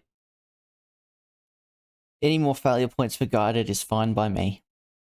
Speaking of which, guided. So the main changes, it now has range mods. So instead of before you had a flat +6 to hit, now you apply your range mod and the targeted mod. So the targeted being +3. If you're in your good range band, it's +6. So or +3 for +6 total. Yep. Back to what it used to be. But if you're not in a good range band, then you now have to kind of think about that. And there's also then some counterplay of, if I get close enough to the missile launcher, it's going to have trouble doing a guided against me. It also adds counterplay of deployment, where if your opponent has a good spot for a guided bot and they forget about this and they put it in the bottom left corner, you throw your lieutenant in your bottom left corner, which means it's going to be more than 48 inches away. which Mhm. means your opponent's going to go, I guided you. And you go, hey, sorry, can you measure this? Oh, sorry, it's 52. You can't hit me. Yes. Unless I'm lying, unless missile launchers go past 48. That would suck. That would suck if they do. But if they do, they're going to be at -3 overall, probably -6 for the range or whatever. If it does go past 48, should I probably think check it's that. got a -3 range band before it falls off. That's going to be really annoying. I know it's -3 from 40 to 48. I don't know if it goes past 48. I could. I want to say no, but What, you'll the find out soon missile enough. launcher? Yeah. I don't think any weapon goes past 48. Even Sniper rifle Sniper goes rifle. to 96, my boy. You Does can it? shoot the Oh. neighboring table. Yep. Flash pulse goes to 96. Oh, well, there we go. Where the fuck is a missile launcher? It does. It's -3 to 96, so Oh, okay. Yeah. can't do So- that, so- but you can put them at negatives. So that -3 Mhm. overall will put them at flats. Yep. Yeah. So Yeah. the main thing with guided now is it is a way of overcome, like obviously still shooting from a place of safety, Mhm. but a way of overcoming heavy vis mods. Well, it's got some other bonuses still. It's Yeah. still, yeah, counters. I guess, yeah, it's all visbots. Counters cover, counters smoke, counters mimetism, counters albedo. It was effectively the strategy of it doesn't matter what you have. It's going to be the same odds for me unless you're Mhm. like whip 16. Because that's basically what it is. The only thing that matters is your whip stat and your fizz stat. And if they're around average, I'm hitting everything the same. Mhm. So the other changes to guided. Um, Previously, you picked which weapon profile you wanted to use and then added the template to it. Now, if the weapon has a template profile, you must use it. Yeah. Only if the weapon does not have a template profile at all do you get to add a template. No more explosive Which, AP missile launcher guided yes, bullshit. yep, which means that the blast template is no longer AP on missile launchers, on guided missiles. Which means tags probably survive a lot more missiles than they used to. Yes. Uh, Hmm. on top of that, it's a little bit easier to defend against because you have another option. You can now reset against missiles or against guided, and it is face to face. Now, bear in mind, you are targeted, which means you start with a -3 to your whip roll. But if you succeed at that, not only have you prevented the missile, but you have also reset, so you now remove the targeted. Yep. Very good. So, Just a slight little bits more interactivity. yes. And the making the guided player think twice about, Mhm. attacking certain things. It makes the order expenditure riskier because you have the chance to have the opponent reset the game state, to have removed your progress, and like Richmond against tags, no AP. Suddenly, you're now looking at more orders to chew through their arbor. Uh, it's a nice fix in that it doesn't just go after one aspect hard. It changes multiple aspects a bit. Yep. And it will change the like who you look at targeting with guided. Obviously, things with high vis mods you're gonna use Mhm, it against because it's a great tool against them. But it's mhm, also gonna mean that at BS, like if you're long ranged or I suppose short ranged, mhm. or they've got a high like a whip 15, you might have to think twice about is it really worth it?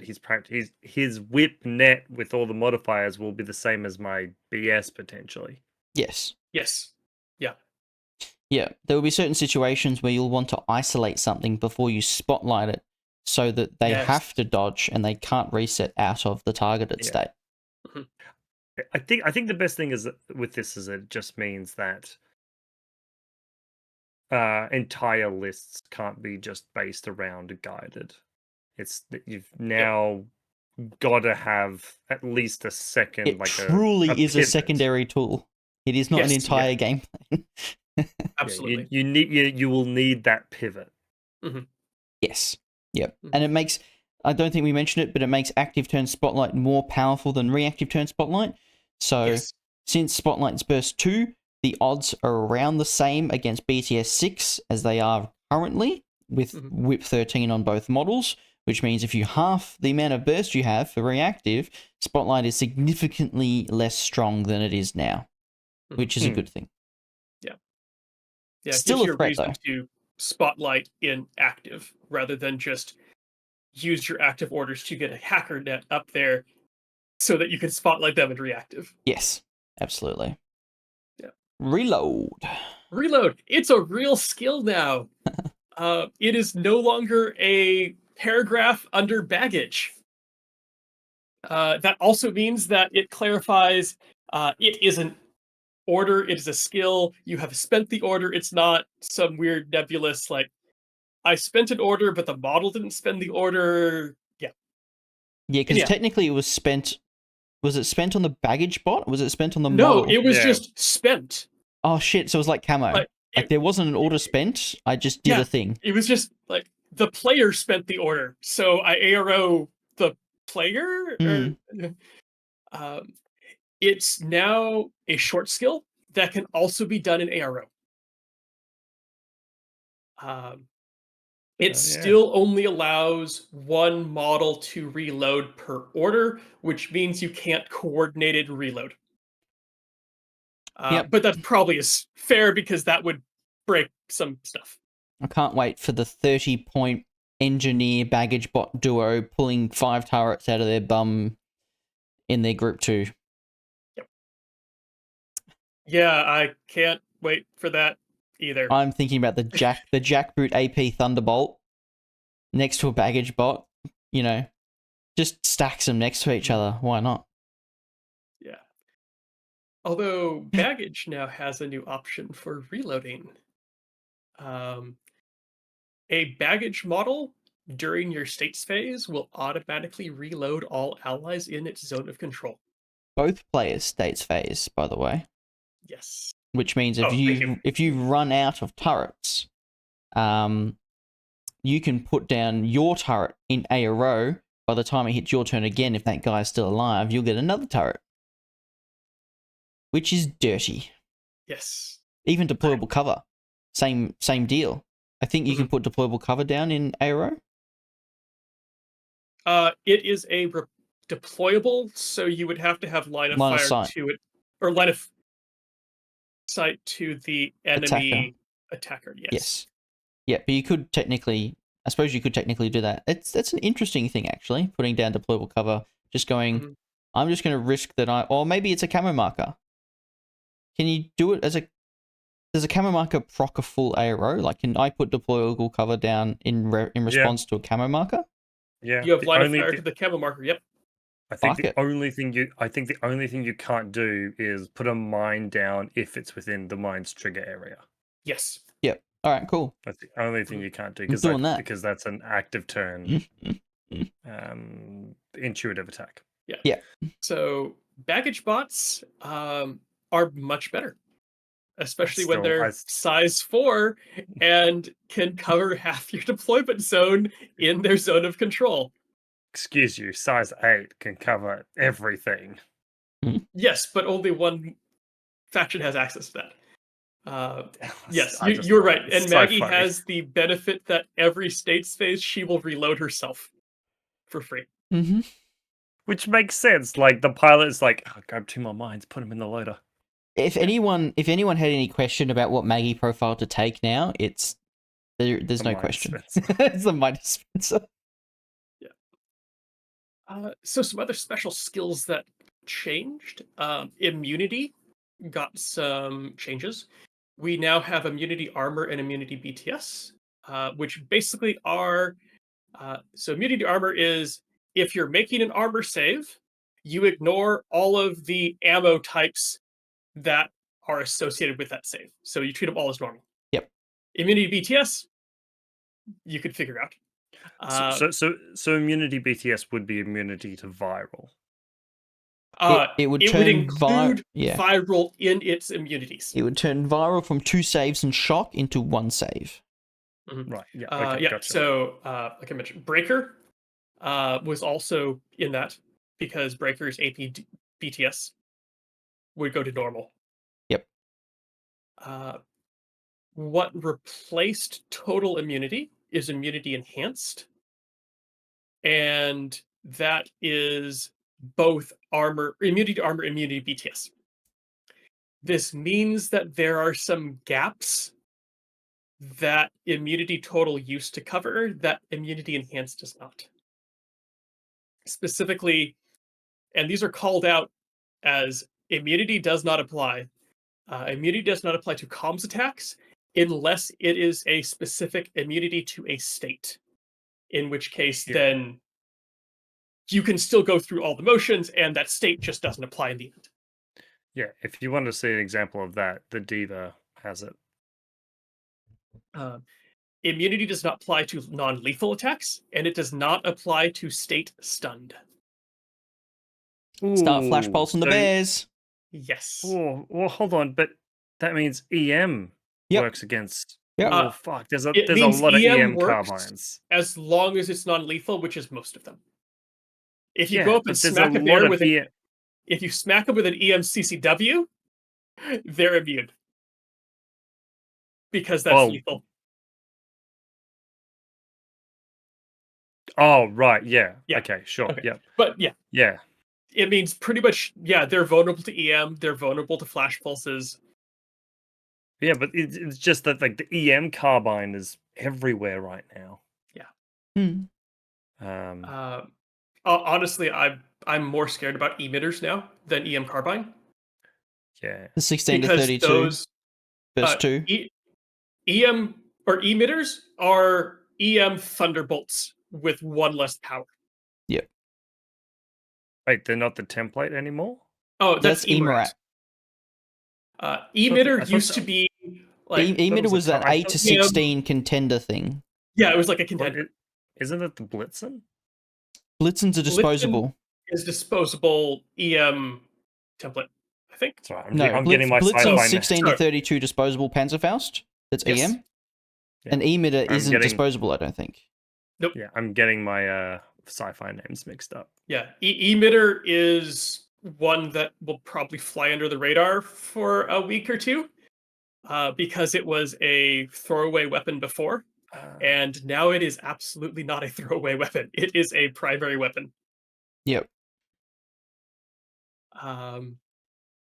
Yep. Anyhow, okay, right. Okay. The other thing, immunity no longer covers things like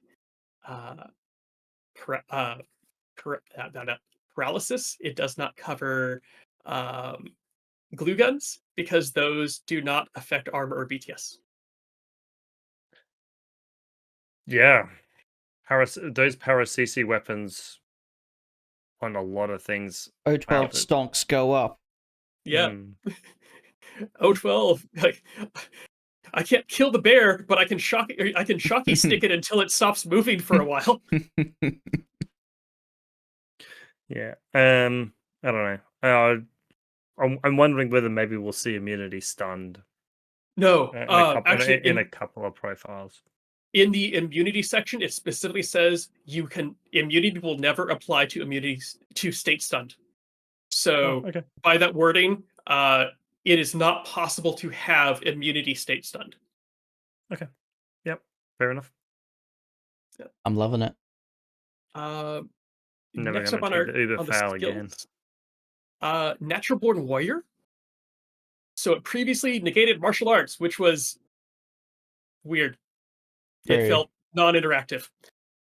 Now, you ignore all negative modifiers to your CC attacks, but only, and this is the part that I think has flown under the radar, it only works if it's a CC attack versus a CC attack face-to-face roll. So there are some situations you can get in where you can be penalized for your CC attack. Yes. CC attack must declare CC attack. Yep. Oh, You have to. okay. So Yeah. if you're running in and they're like, I shoot you with my pistol, you don't get to, and they've got like BS -3.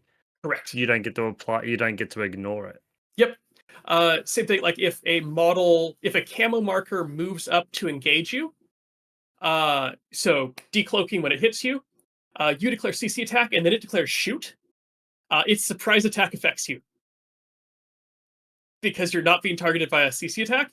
But if it moves up to touch you, you declare CC attack, and they declare CC attack. You now ignore their surprise attack. Gross. Oh, yeah. Yeah, know I'm how I not feel sure how about- I feel about that extra rider on it. I feel like it was almost unnecessary, and it's going to add more confusion. Kevin will tell you it's because we complained too hard. Mm. So they smacked it too. I think it should just be when you declare a CC attack and just leave it at that. I have seen Miranda Kevin. She's amazing. Alrighty. 6 cents. Yeah, so 6 cents, as was foretold in the previews, got split up. So Combat Instinct and 6 cents are what used to be 6 cents. Combat Instinct, you ignore surprise attack mods, and you ignore stealth. That's it. Surprise attack mods are nice. I think the ignore stealth is going to be a more potent part of the ability. Yeah, it'll be good for Oh. again hackers and stuff like that. Yes, yeah, I've noticed like it's on a couple hackers here and there, and it's neat because it gives them, it allows them to ignore stealth for hacking, but not have to pay for full 6 cents. Yeah, and what I found is like Combat Instinct has been put on models that were previously used as like the example I can think of is the Riot Girl with the moderators. They got Mhm. Combat Instinct, and it's put on models that were previously used like that, so they get like half the 6 cents that they used to get. So 6 cents has most of what it used to have, but it got a bit more. So like before, if you were attacked, if you have a 360 line of fire to respond to that attack, and if you happen to be engaged, you can draw line of fire out of close combat to deal with that incoming attack. You still ignore the -6 visual mod if someone is shooting you from through zero viz. Like before, you can dodge with no negative mods except for immobilized, but now you can also reset with no negative mods except for immobilized and isolated. So you can reset out targeted without the negative? Yes, so 6 cents allows you to reset out of targeted without the negative. Are those specifically called out in the rule? Yes. I feel like It kind of makes sense. It's no negative mods with the exception of these two. yeah, Immobilized and isolated. I don't know. And you ignore stuff. Yes, and 6 cents also ignore stealth. So both of them kept ignore stealth. This does I feel mean like there targeted's are some... supposed to be there. It's... Well, it's not right now. It's not right now. Yeah, I'll take it. Like, I'll fucking take it. Yeah. This does mean there are some situations where 6 cents can still ignore suppress attack if they respond with a dodge or a reset. Yes. That's true. That's ridiculous. So if you get surprise hacked with 6 cents, like, and you reset, yeah, you just hit no negative. So, yeah, like the dodge without negative mods except for immobilized is nice. It's still there, and I liked it added reset because it kind of rounds it out. Yeah, I mean, I don't know how much 6 cents we're actually going to be seeing in the future. I think it would obviously way less than we see now. Yeah. Oh yes. But it might only be 1 in every 4 armies that legitimately want to take a pure link of anything that's 5-man. Yes, the number of armies that you will see it in is going to go down. But on top of that, because it requires all 5, it's much easier to knock off of the Fireteam. You know, this is actually a secret buff to Morats. They're easier to shoot now, but they're harder to guide it now. Because they Yes. reset on flats. Yes. Go Morats, I guess. Wait. Where Sorry, no. No? Morats the wouldn't reset lack on of line flats. of Morats sight. don't have 6th sense. The 5-man Fire link. Team. Yeah, The Fire Team, yes. Sorry, I don't. It Sorry. would be, yeah. It would Sorry. be more difficult for a 5-man Morat core to be guided missiled.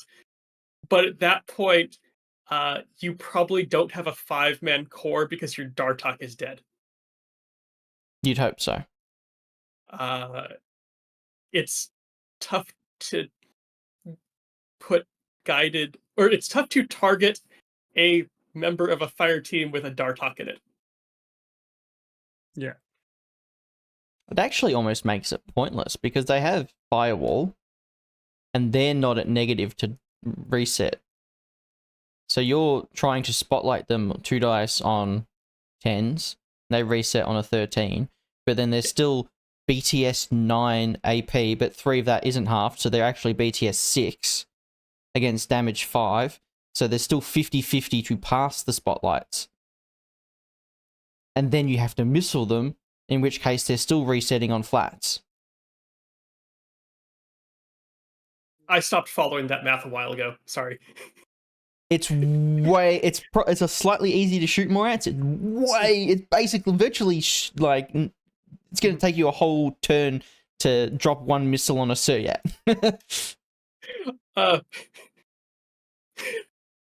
Cordex BTS 9 comes into play now. Yeah. This is what I mean. Yeah. The BTS 9 guys, like the Prime, the Asawira, Kornak, just like probably not worth trying to active turn guided them, especially because Kornak will have a firewall as well, majority of the time. Yes. So he will be BTS 8. Isn't it super not worth Asawira because doesn't Asawira come with 6th sense? No, don't think so. Not 6th sense. There is a Hakkaslam profile that comes with 6th sense. No, sorry, I'm thinking of the Vet Kazakhs. Oh, totally worth it. Yeah. Totally worth it. They have BTS 0. They do. Anyways. Okay. What's up next? Close combat. Close combat. So martial arts bonus table changed, but probably the biggest one is that all martial arts bonuses apply in both active and reactive, and it specifically calls out the burst bonuses. Very nice. Yeah. So in reactive, if you have a extra die or you have a special die, you still get them in reactive. Martial artists do not become worse at fighting if the other player is active. Yeah, which makes sense because martial arts was always like this own little thing. Yeah. Like you're like paying a lot for martial arts skills. You should kind of get the benefit of that. Yeah, it was always sort of this like own separate almost little fight, like aside from the fight that you weren't really supposed to interrupt. So yeah. Probably a pleasure for most people to see, and an unwelcome change to a few. D-charges, if you use them as a close combat weapon, have a -6 penalty to you. Yep. Yeah. I see people doom and glooming this slightly. For certain scenarios, it's not real. It's still going to be good. Like Sheshkin is still going to drink people with D charges. She's just not going to drink CC specialists with D charges. Yeah. She runs into a line troop. She's martial arts 3, so she's throwing 2 dice on with neg 6 21s. Yeah. You're still going to do that. I think the only reason people are like real upset about it is people were so used to slapping each other with D charges that it's just. I think it's the same thing with like every edition change where you have to like your brain is in one mode and you haven't swatched over to the other mode, and this is one of the ones that everybody has experience with doing. Yep. D-charges are probably the most common CC weapon in the game. Yeah. I mean, like every CA player is looking at their Caliban engineer and going, "Oh, Mm-hmm. And the funny thing is, they obviously they're martial arts 3, but aside from the D-charges, they have a Phys 12 close combat weapon, and that's it. Sure, Yep. they can hit you, but it's Phys 12 and it's shit. I want to say this is probably one of the biggest changes, especially for a lot of armies that relied on them as their CC weapon before. Pistols no longer have close combat profiles. Besides one. With one weird exception over there. Yes. Yep. So if you're looking at your army thing, you see a Cobra pistol. That's the exception we're talking about. It's only CC pistol. Yep. I'm not sure how to fill in this one yet. It seems like, in some way, like it takes away a close combat like floor from a lot of armies and pulls it out. From what I've seen with Mhm. this rule change, Mhm. is anything that used to have a pistol and would like regularly use the pistol either has martial arts 3, so it's sort of getting at least that pseudo burst, Mhm. or as I was just mentioning before, some models like Jan Star is the only one I can think of right at the moment, got CC +1 burst. They're probably going to end up getting CC +1 burst if that was like a main part of their character. So I can tell you those are probably exceptions. Yeah. yeah, Yeah. but So I think for the most part, it is the martial arts level 3 is sort of picking up the scraps of this of the pistol change, Nope. absolutely not. Absolutely not. No, I can tell you the first example I look for is the Darwin. It had a +1 burst multi-pistol. It got nothing in regards to CC benefits, so it now has a damage 6 shock CCW. That's it. It traded a multi-pistol, a burst 2 multi-pistol for that. Yeah, so like Carbon Batard, Carmen used to have a heavy pistol +1 burst. It's now AP, but she loses that option of a double burst. The Huckaslum biker that had a burst 4 breaker pistol, she still has burst 3 but +1 burst in CC. She still has the burst 3 breaker pistol. Can't use it. Yep. I think the currently big haven't been looking ones hard were enough. giving really weird units anti-material CC weapons in the form of a multi-pistol. Yeah. And that's fair enough, but I feel like that would be easily taken care of by removing the DA from Yeah. multi-pistol close combat I feel like weapons. Gung Fu was kind of an infinity thing as well. Yes, yeah. It also leaves a bunch of profiles in weird places because, like, shotguns, even with the loss of their template, are now like pistols compete with them now. Yeah, that's really weird as well. Like, So pistols they aren't have multi-purpose anymore. Yes, yeah. So you've got like a model with a light shotgun and a pistol. Like, Why would I use a pistol? is a waste of characters on this profile because they can't use it in hand to hand, and they have a weapon that is purely better, that has the same range bands. Yep. Yeah. And then it leaves some other models where they have like 3 different weapons that they can use in 0 to 8 inches that are all off by 1 point in some way. It's I don't like it. Yeah, I liked the gun fu. It also meant that like you could represent people who weren't that good at hand to hand, but brought a big pistol, so that if they do happen to hit, they can put the model down. I was fine with this change, and you two have made me sad about it now. Yeah, I mean, to further your point, Nick, it always felt like for some, it was that sort of like US Ranger. We use our pistols in close combat. We hold it really like it felt like that John Wick thing of like I'm just holding it close to my body and shooting. But that you is in a the legitimate martial art that Rangers learn, is how to close combat with a pistol. There's no point pulling out a knife. My whole objective is to get my gun back on target, and that's the whole thing. And then, it's cool. I don't know. I mean, look, maybe we'll see it again after people get annoyed at it enough. Because I hope so, but I don't know if we will. Um, I hate to jump to the army that I'm going to be probably going into first in N5, Morats, where every model in the army has a heavy pistol. Mm. None of them are necessarily good at close combat, but it's just like, if I do happen to win, I can put you down. And you have to have that balance of, like, I need to make sure I win against the Morad and CC, or else I'm taking a heavy pistol. Yep. So, here's my favorite change. Yeah. Berserk is now a face-to-face roll. Yeah. It desperately needed.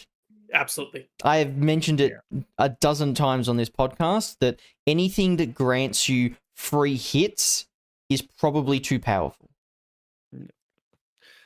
As well as the idea that Berserk used to let you trade up ridiculously. Yeah. If you're putting on 7-point models that move 8 to 10 inches and deal 2 wounds guaranteed, or looking at you, Tiger, 2 saves guaranteed, Tiger, Zellenkrieger, even Varangians, Datarazi, now this isn't strictly a nerf. Unfortunately, Datarazi get better because they can move CC attack face to face you, so it's not a trade anymore, and then do it again.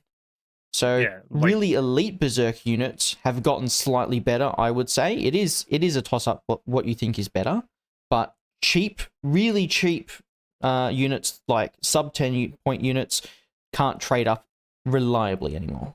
Yes. I think I think this one, it really depends on what you're so what you look like. I look at Brando, and I think the Berserk, like, he lost a lot, but I think the Berserk is good for him because you go in Berserk into something in your camo marker, pop out, get surprise attack, and all that sort of thing, and it's a face to face. Sorry, how is it different to a template weapon? I can dodge a template weapon. I always have the option of replying to the template weapon. Berserk, I dodge around the corner and berserk you. No matter what you do, if it's a tiger, let's say, and it has a DACCW, you're always taking 2 saves. Yeah. So another thing, template weapons are probably the closest Infinity should be to guaranteed hits. I can make the choice of making it a guaranteed hit, or I can make the choice of, face-to-facing it, but that's my choice, and that's my agency to decide whether or not it's worth it to just take hits. It should never be that an opponent is like, ooh, my tiger is going to berserk your really expensive HI, and you rolled kind of bad, and now he's dead. Yeah. So with the change, I'll start with Berserk is still an excellent skill. Very much so. It is still a powerful skill because you get to move twice and CC attack for 1 order. It does now remove the ability for really cheap Berserk units to trade up at no cost. Yeah. I think now Berserk can almost be looked at like something great for like 2 wound models, heavy infantry, super elite guys that just need to move and punch things. You can't, Kevin. You can't super jump in Berserk. It's move, CC attack, and the move is both your move values combined, which also means that climbing plus is no longer a move, which means you can't Berserk up a building into someone. Yep.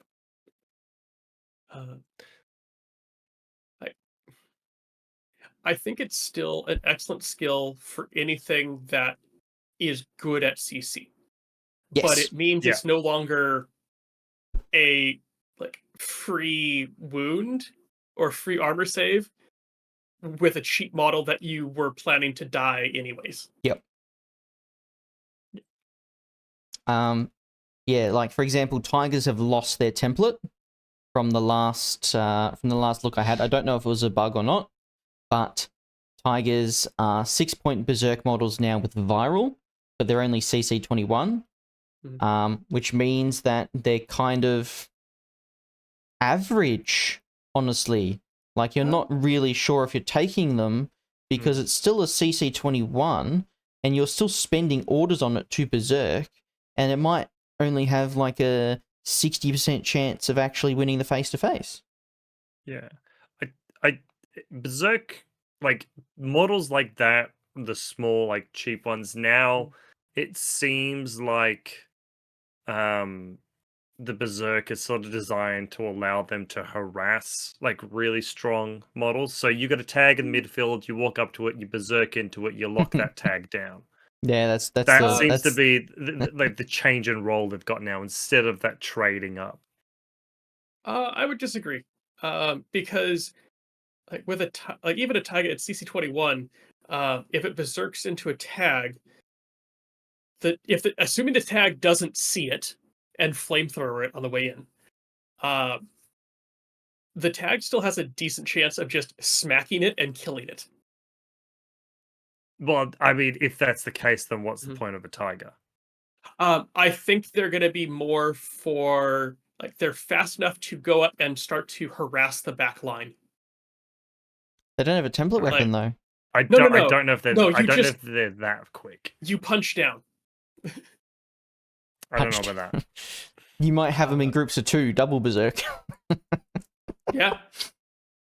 But yeah, unfortunately, so as we were saying, Hippolyta, Dadarazi, Ajax, I think he has berserk.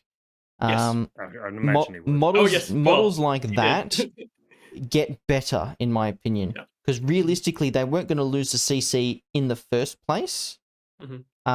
Something that's weird is that you can't use these high-end models anymore to kill other high-end models. So I like to use Domaru to berserk Achilles. Yeah. Whereas me doing that now is like, it's like a 50-50. So it's just a dice off now, yeah. Yeah, it's not great. So berserk is strictly almost a punch down skill now. Unless you want to risk it. You can gamble it. I see. It's not so much a punch down, it's just a movement skill now. Yeah, I think it's you're going to see it being used as like part of that scalpeling out important non-fighty pieces. So I know the Fidays don't have it, but like a model like that, you berserk into something that's good at shooting, right? Everything's face to face. I got all my cool mods. You don't, right? I'm gonna win, right? It's not gonna, Better not talk about for days in front of Kevin. I'm just using it as an example of a scalpel. They got nerfed. Oh, what? Because the impersonation being no, well that's a nerf, but they don't have their weapon is Fizz 12, so they're damage 12. Or damage 8, I should say. They got a base strength weapon. Yeah. That does not take into account their Fizz or their martial arts. Yeah. So they're not even reliably killing light infantry anymore. Algebra all the way. That's basically what it means. All right, we've talked about Berserk a lot. Okay. We'll move on. Equipment and weapons. Yeah. This is a big one. Yes. So the defensive grenades, so like Smoke, Eclipse, have lost their positive range band. It's 0 out to 8, and then -3 out to 16. The offensive grenades, so grenades, EM grenades. I think that's it. Still have their positive range band. But this means that quote unquote smoke dodging is now on par with actual dodging. Yes.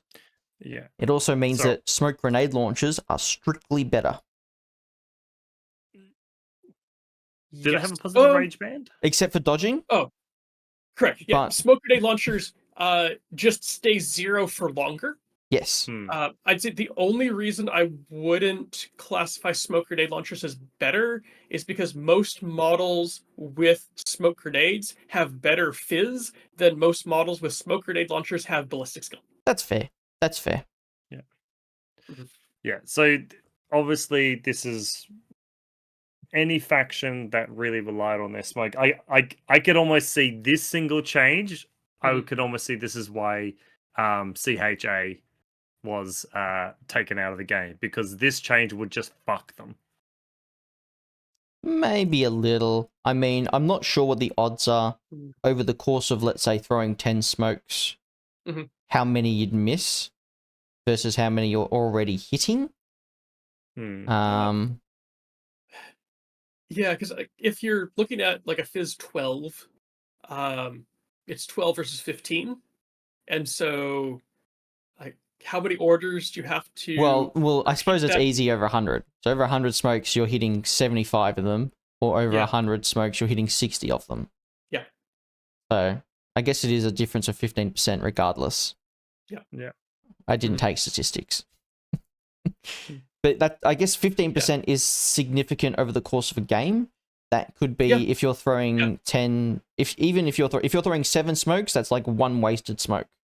Yeah. I think we've all experienced it where, you know, that 60% is difficult to plan around. Yes.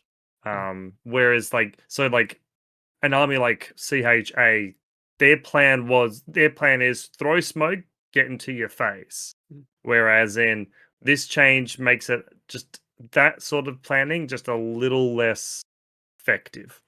But you know what gets around this? Or what you can do to counter this? Go for it. Duos. Yeah, I mean, Your you duos could.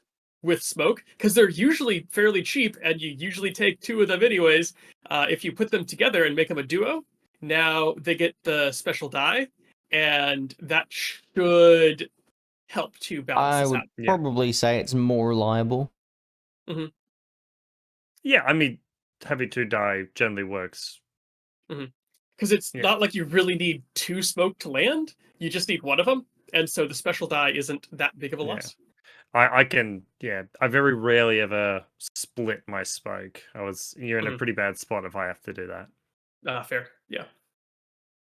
So next up on equipment, cybermines. You know, that thing that Useless. no one took because it only affected a couple models in the game, and you might not be playing a player who has those models in their list. So, just quickly, smoke on 16s to 80%. Yep.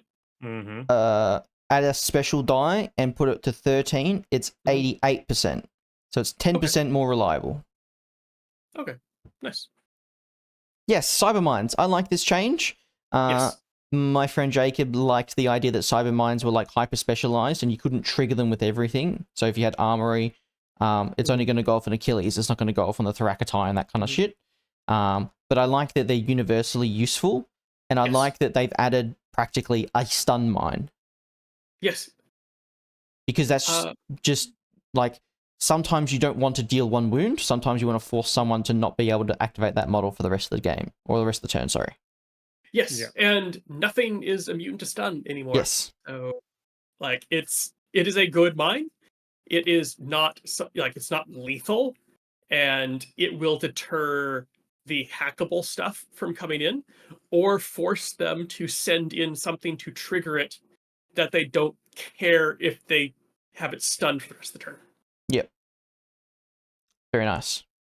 Overall, Yeah. excellent change. It's now useful in all situations to varying degrees. I might even take the bloody Arjuna. No, you won't. No. Still only 1 wound. It's garbage. Still a garbage model. It's so garbage. All right. Probably saw this coming. Pitchers lost their positive range band, kind of like grenade launchers did in N4.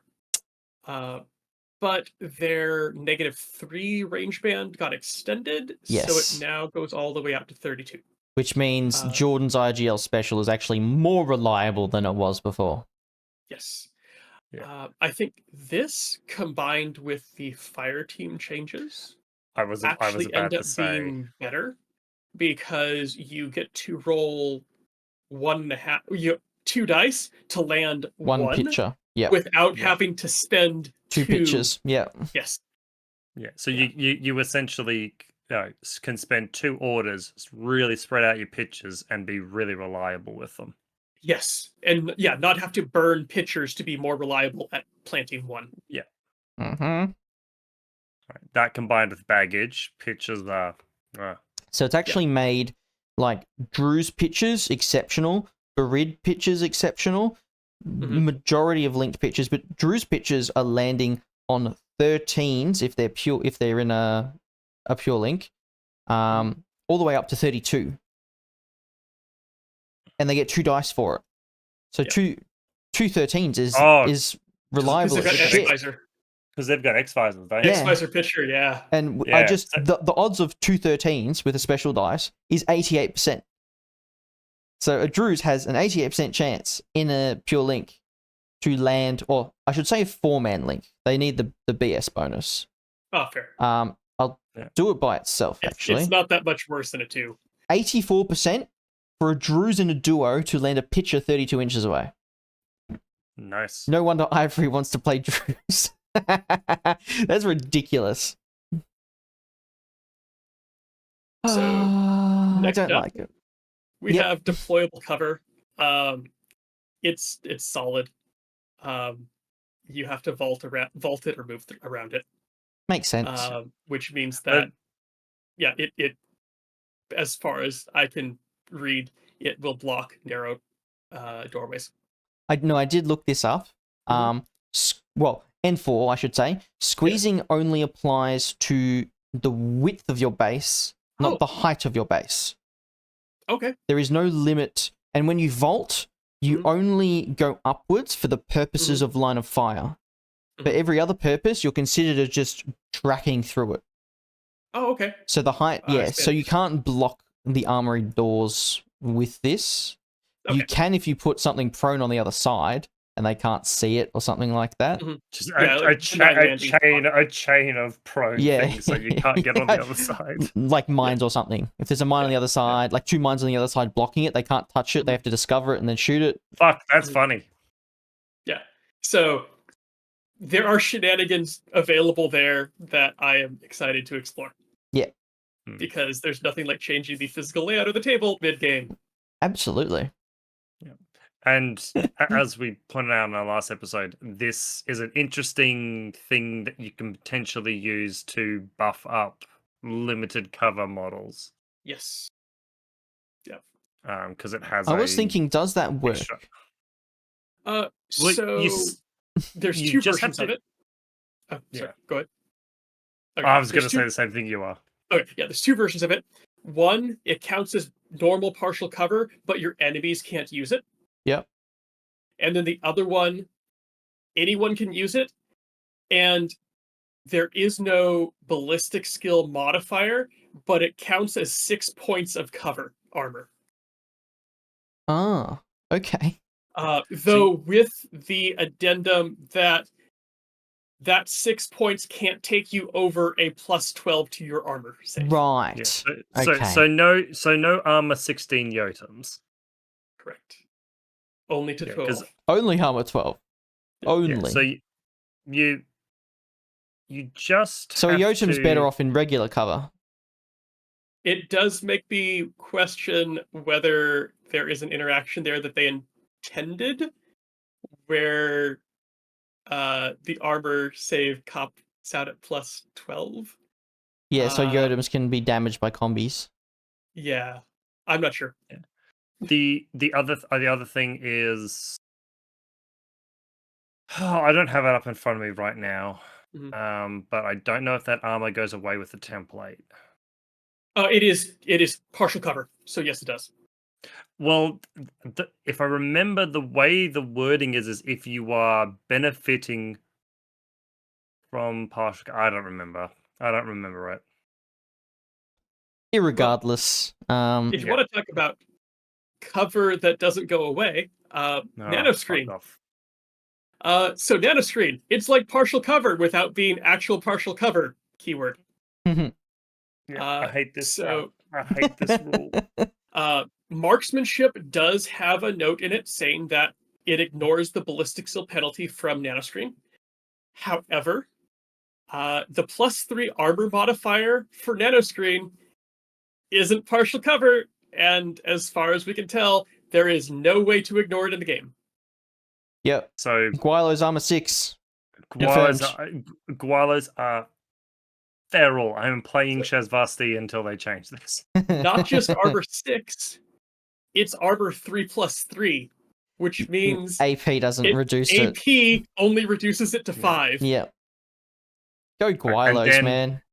And then it has that, and it has Albedo, so it will fucking annihilate anything with MSV.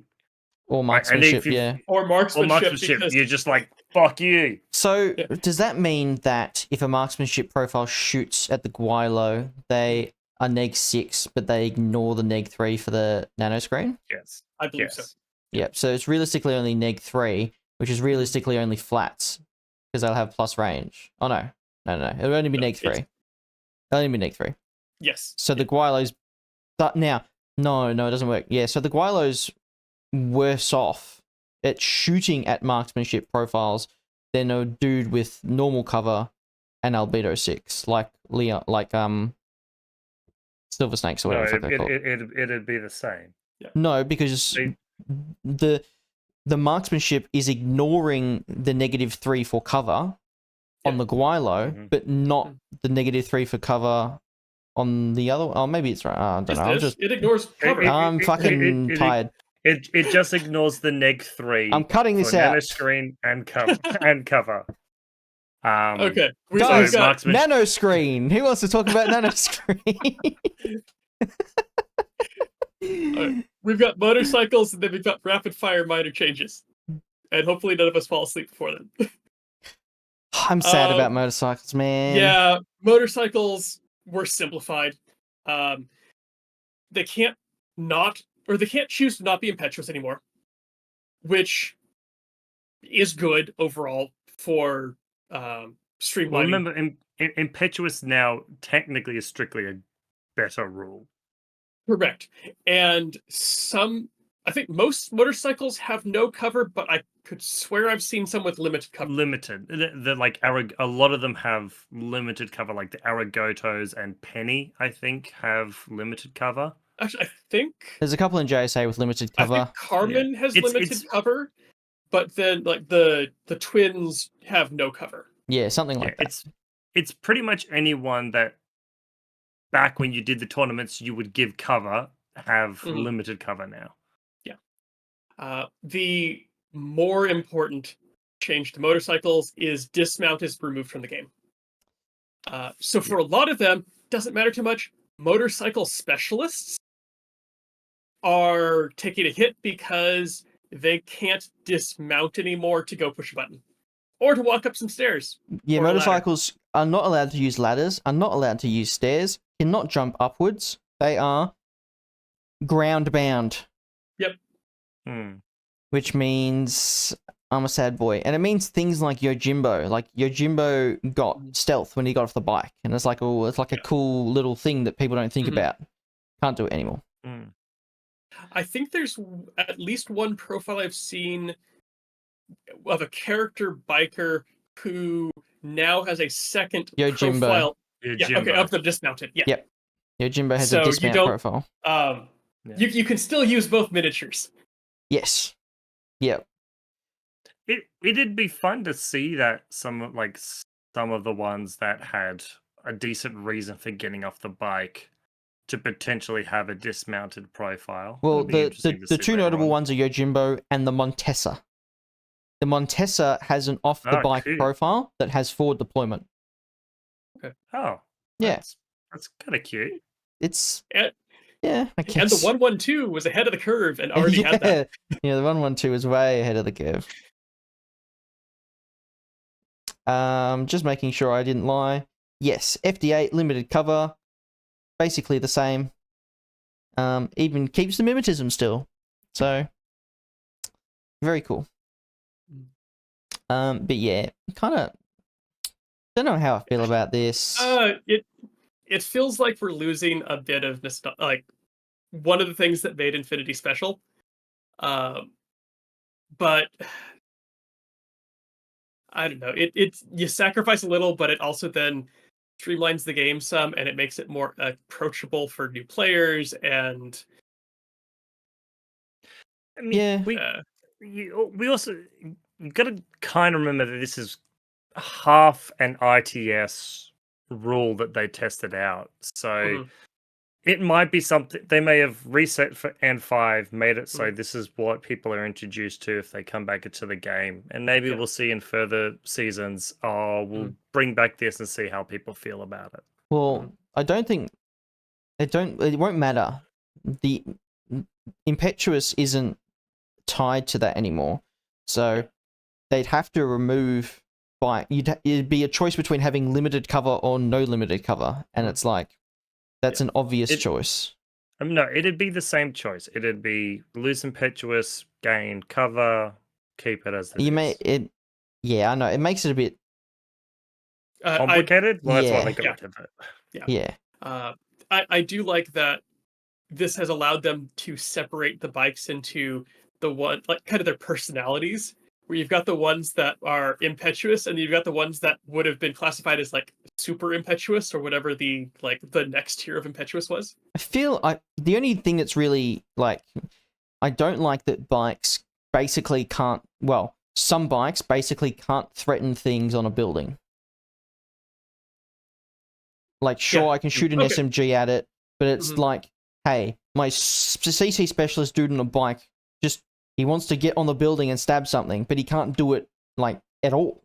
Not even that it's order inefficient to do it, he just can't do it. Yeah, that's a good point.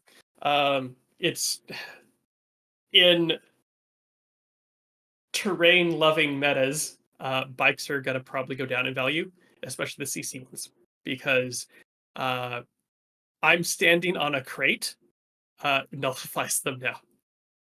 Yeah, I think.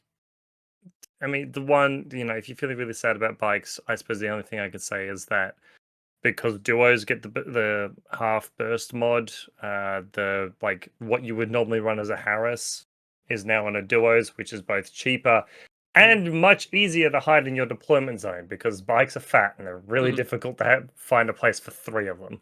Yeah. Yep. All right, minor changes. Okay. Want to rapid fire through these? Yeah, sure. Go for it. Well, I think I've said it 6 times. Stun out. Fuck, that was fast, eh? Stun ammo is 1 save, down from 2. Bad change. Change it back. But everything is susceptible to it now. Yeah, so that is a little bit of a trade-off. Sure, whatever. It doesn't matter. Endgame's disposable too. Woo. Good, but they have a crap load of baggage, so it doesn't matter. I'll say the one thing is that baggage generally is an upfield. It moves. Yeah, sure. I like that. Okay, Endgame disposable 2 is good because you're not running up the table and doing it 8 times in a row. Yes. Decoy 2. My prediction was wrong. Decoy 2 exists and they are using it on models. Yes, and it's very cool. Mine Layer 2 also exists. That was interesting. The 2 really notable ones, the Zencha has Mine Layer 2, so he's putting down 3 camo tokens. He's AVA 4 in Invincible Army, and he's 31 points. For 124 points, you can put down 12 camo markers in the midfield, and 8 of them are mines. Other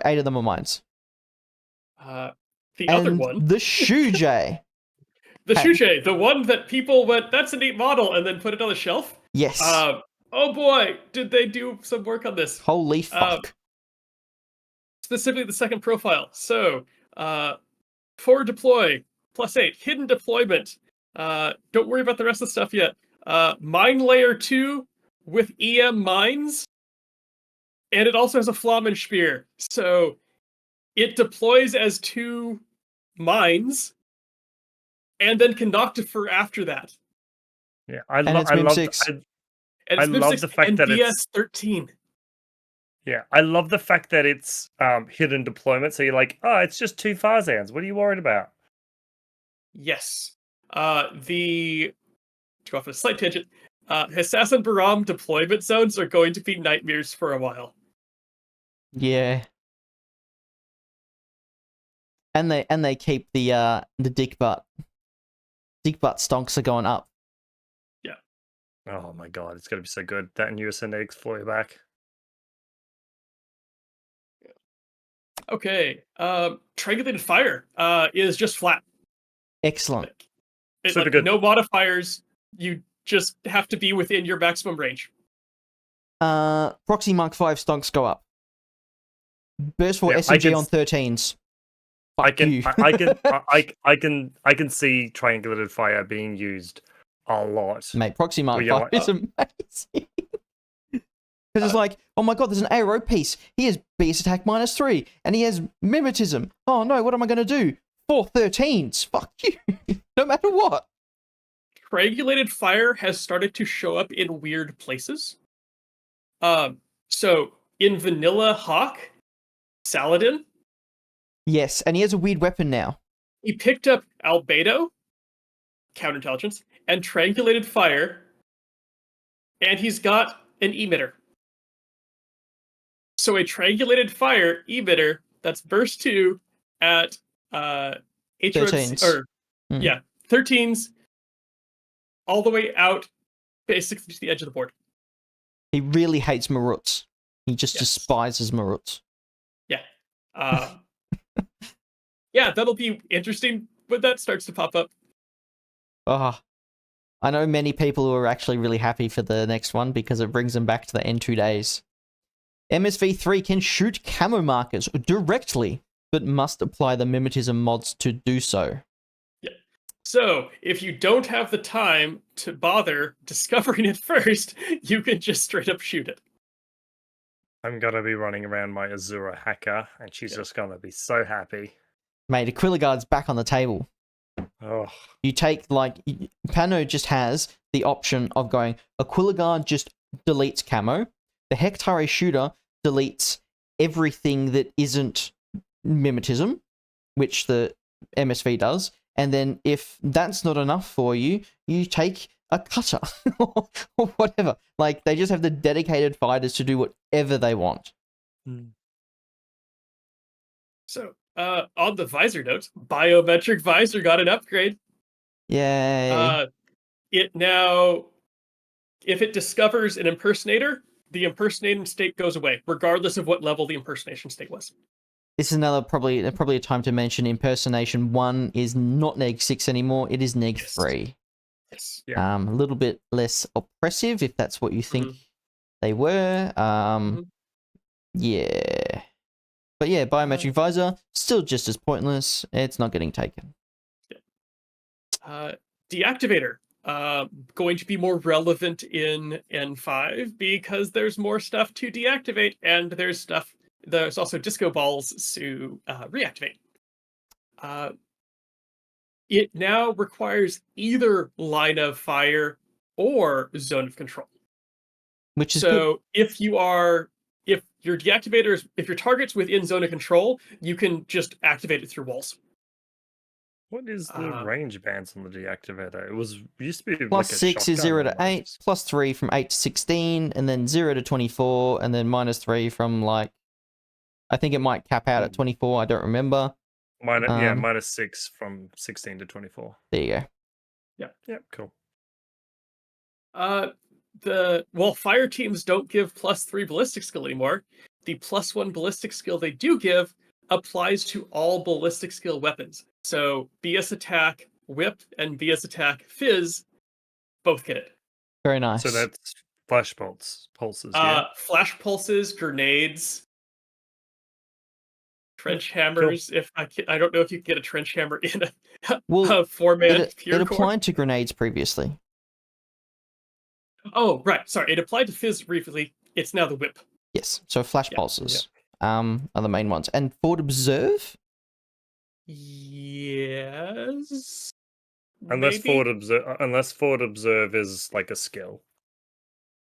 Yeah, potentially. Forward Observe might not be a BS attack, but it is a face-to-face with a BS attack, so maybe it is. Who knows? BS Forward Observer is a BS weapon whip. So yes, you get +1 to Yeah. your forward observe whip. Your 4-man link forward observes on one number higher. Okay, Yep. this last one, I'm not quite. It's ambiguous. Shock ammo says that it only applies to models with vitality attribute of 1. There are 2 ways to interpret that. One is the model original, like the stat profile vitality stat is 1, and the other one is the current vitality stat is 1. My interpretation is that it's the current vitality stat. Because there are plenty of 2 vitality models that have immunity shock. And if it only applied to models that had a starting vitality stat of 1, there would be no reason to give vitality 2 and higher models shock immune. Yeah, the history of the immunity shock immune is shock used to say it used to be it had a couple of changes at one point it was like you go straight to dead, but then they wanted to make sure that heavy infantry models didn't suffer that, so they gave them immune to shock. I would just err on the side of caution and say that that's the original value they start off with. I think either way, it's one that CB needs to clarify. Yeah. Yeah, because they've mixed it up by having some Vita 2 with shock immune and some Vita 2 without shock immune, which could be a holdover of certain things, which I don't know. But I'd have to look specifically at when you take a wound, does it say it reduces your Vita attribute? Because if it just says that if your wound equals your Vita attribute, you go unconscious or something like that. Like if it's worded differently to not decrease your Vita attribute, then it's a bit ambiguous. Or it's explicit in the sense that your Vita will have to start at 1. Super quickly take a look at wounds. The other interesting thing... I believe what Kevin has put in chat is correct, that the vitality attribute is the starting one, but okay, so it is the way wounds works is you gain wounds as you take wounds. If you have as many wound token as your vitality stat, you go unconscious. Yeah. So your vitality stat technically never goes down. Your wounds just go up. up. There is one exception to that, and that is Protheon. So if a Caliban drinks someone, their vitality attribute goes up. And it says it in Protheon. So they become shock immune if they drink someone. Yeah. Okay. Interesting. So this then looks like it is a change that was not fully changed in profiles. Yes. Because anything with vitality of 2 or more is immune to shock without needing to have the immunity shock. Yeah. So that's like the old N3, early N3 way of describing shock, because it just didn't affect. It was stated the other way, which was if you had Vita 2 or more. Well, wounds. Yes. Wounds 2 or more. It does mean that NWI is still vulnerable. Yeah. Yeah. Dogged, all that sort of stuff. Yeah. Which is the whole point, really. Yeah, yes. Yeah, at this point, it means it's a 2-wound model that can be shocked with the first hit versus a 2-wound model that has to count all the way down and doesn't care about shock. Yeah. Yeah. Okay. I'm just thinking about Protheon, just about how it's worded, because it's really strange. Because it says it increases your Vita attribute, but then if you... Yeah, it's the whole process of Protheon. Because you gain wounds, you don't lose Vita, but Protheon states that it increases your Vita attribute.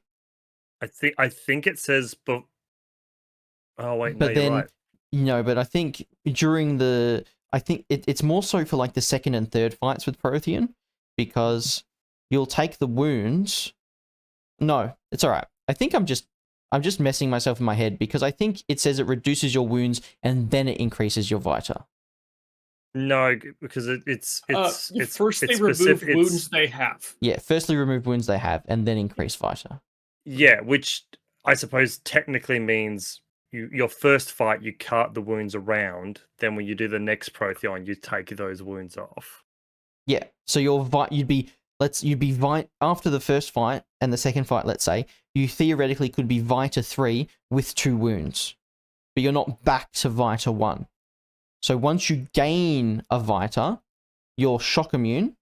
If you were a Caliban, for example, even if you go back down to 1 wound, you're still shock immune because your Vita attribute is either 2 or 3. And then when you win the next fight, you're just reducing the wounds you have, not increasing the Vita. Yeah, I think, and Nick, you've stumbled upon something that CB needs to clarify a little bit more, because then you might be looking at whether shock ammo is based on like the original Vita. Yeah, like I think like what Kevin backed up in chat. It's right. It refers to the base attribute.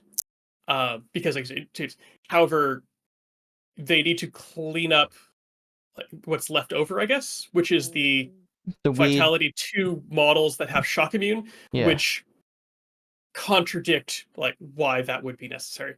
Yep. Yeah. Unfortunately, I don't think there's no final slide, guys. We were lazy. That's also why shock does not apply to structure models anymore. Yeah. Yeah. Which is, again, though I still think, again, I think, because I still think a lot of structure things still have shock immune in their profiles.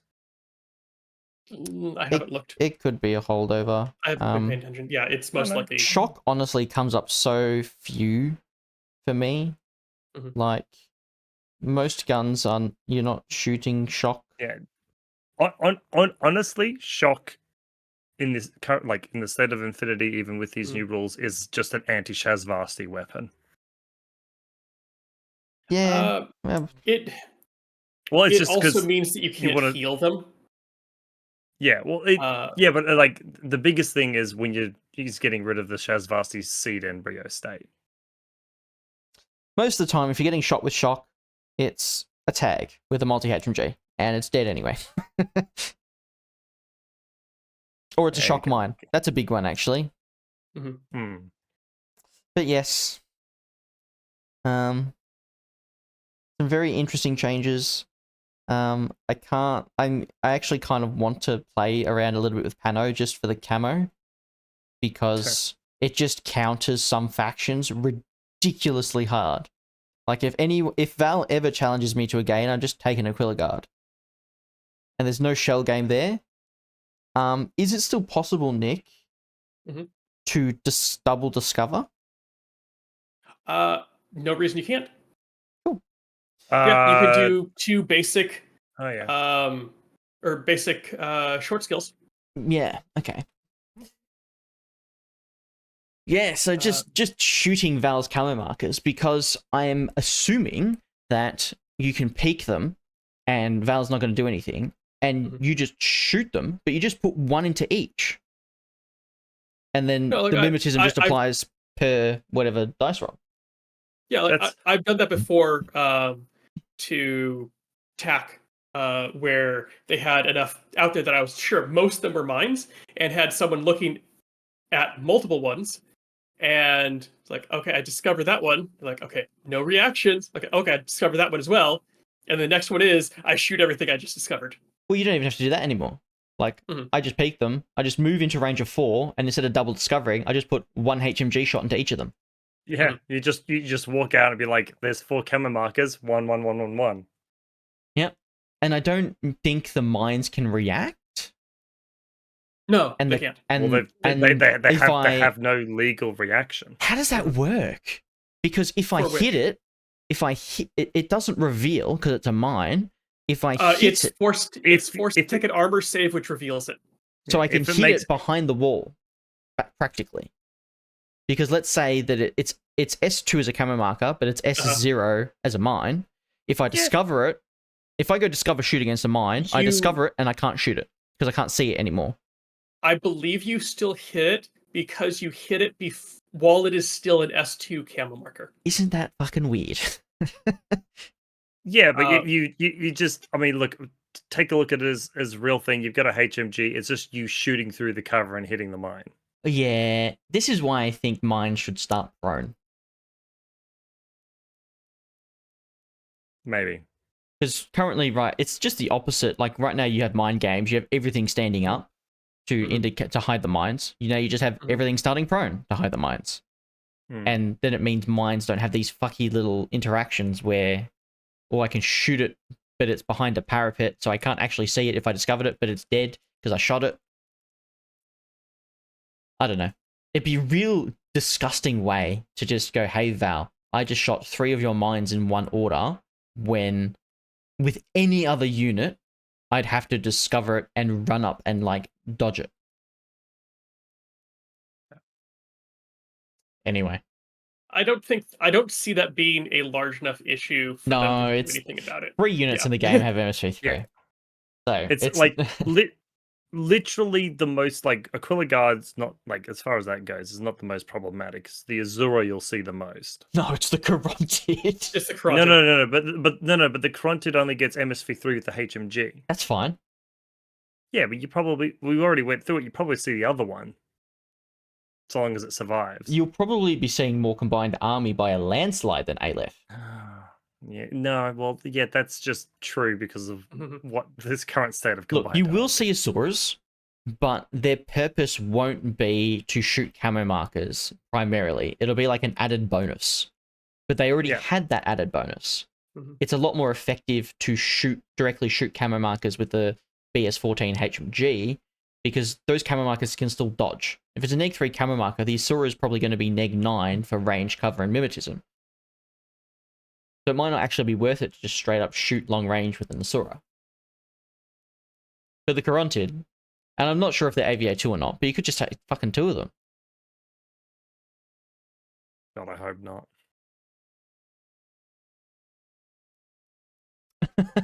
Kevin's getting mad.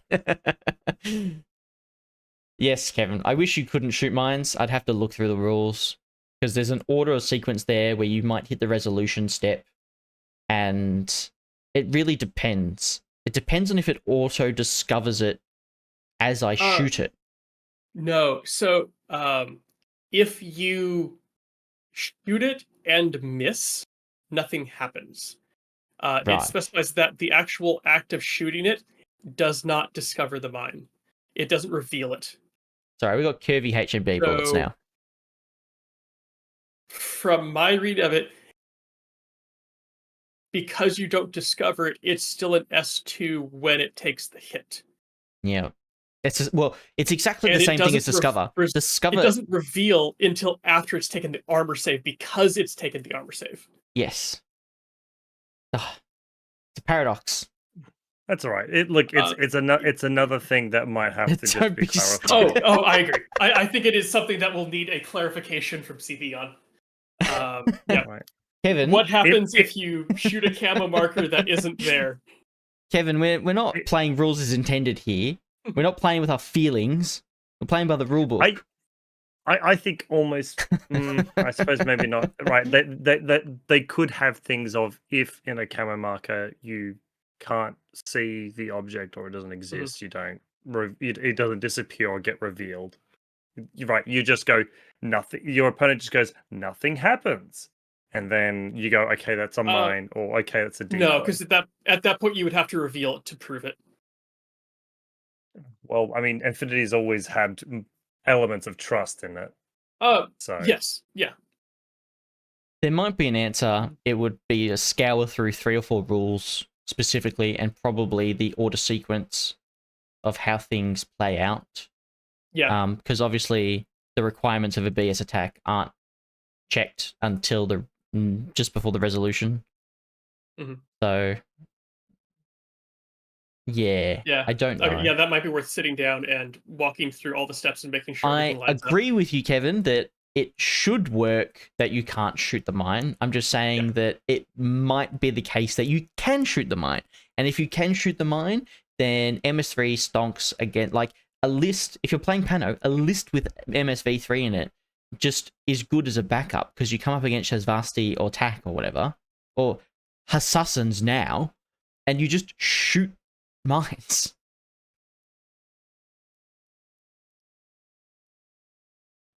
Anyway, it's gonna be a fun rule. I'm looking forward to indiscriminately just pinging things when I run as Azura. Okay. Well, we have no I last think slide, but final thoughts. yeah, I think that ends our coverage of the new rules. I think at some point we'll do a how we feel later on with N5 after we've played a little bit. Probably a post CanCon thing. Post CanCon thing, I reckon. Take a couple months. If we play like 2 games, be like, this is shit, fucking CP, fucking motorbike, fucking stupid dumb bullshit, nerf the Seraph. We got to give them a chance to bring out an FAQ. Yeah. But other than that, for our Patreon listeners, we will be putting out as Kevin said something, has he? Be the good guy. Don't be the new player that looks at you like you just fucked their granny. Kevin, you're derailing the fucking podcast. I'm trying to end it. We'll be doing a tier list soon, patrons. Look out for the announcement. Not just any tier list, the most fucked chaotic mega predictions tier list. With zero experience in N5. Yeah, just from our slightly less cursory glance at the army list because we're gonna wait a little bit for it. Yeah, but with that, I think we will bid everyone a good night. Yep. I've been Jacob. I've been Nick. And I've been Tristan. Good night, everyone.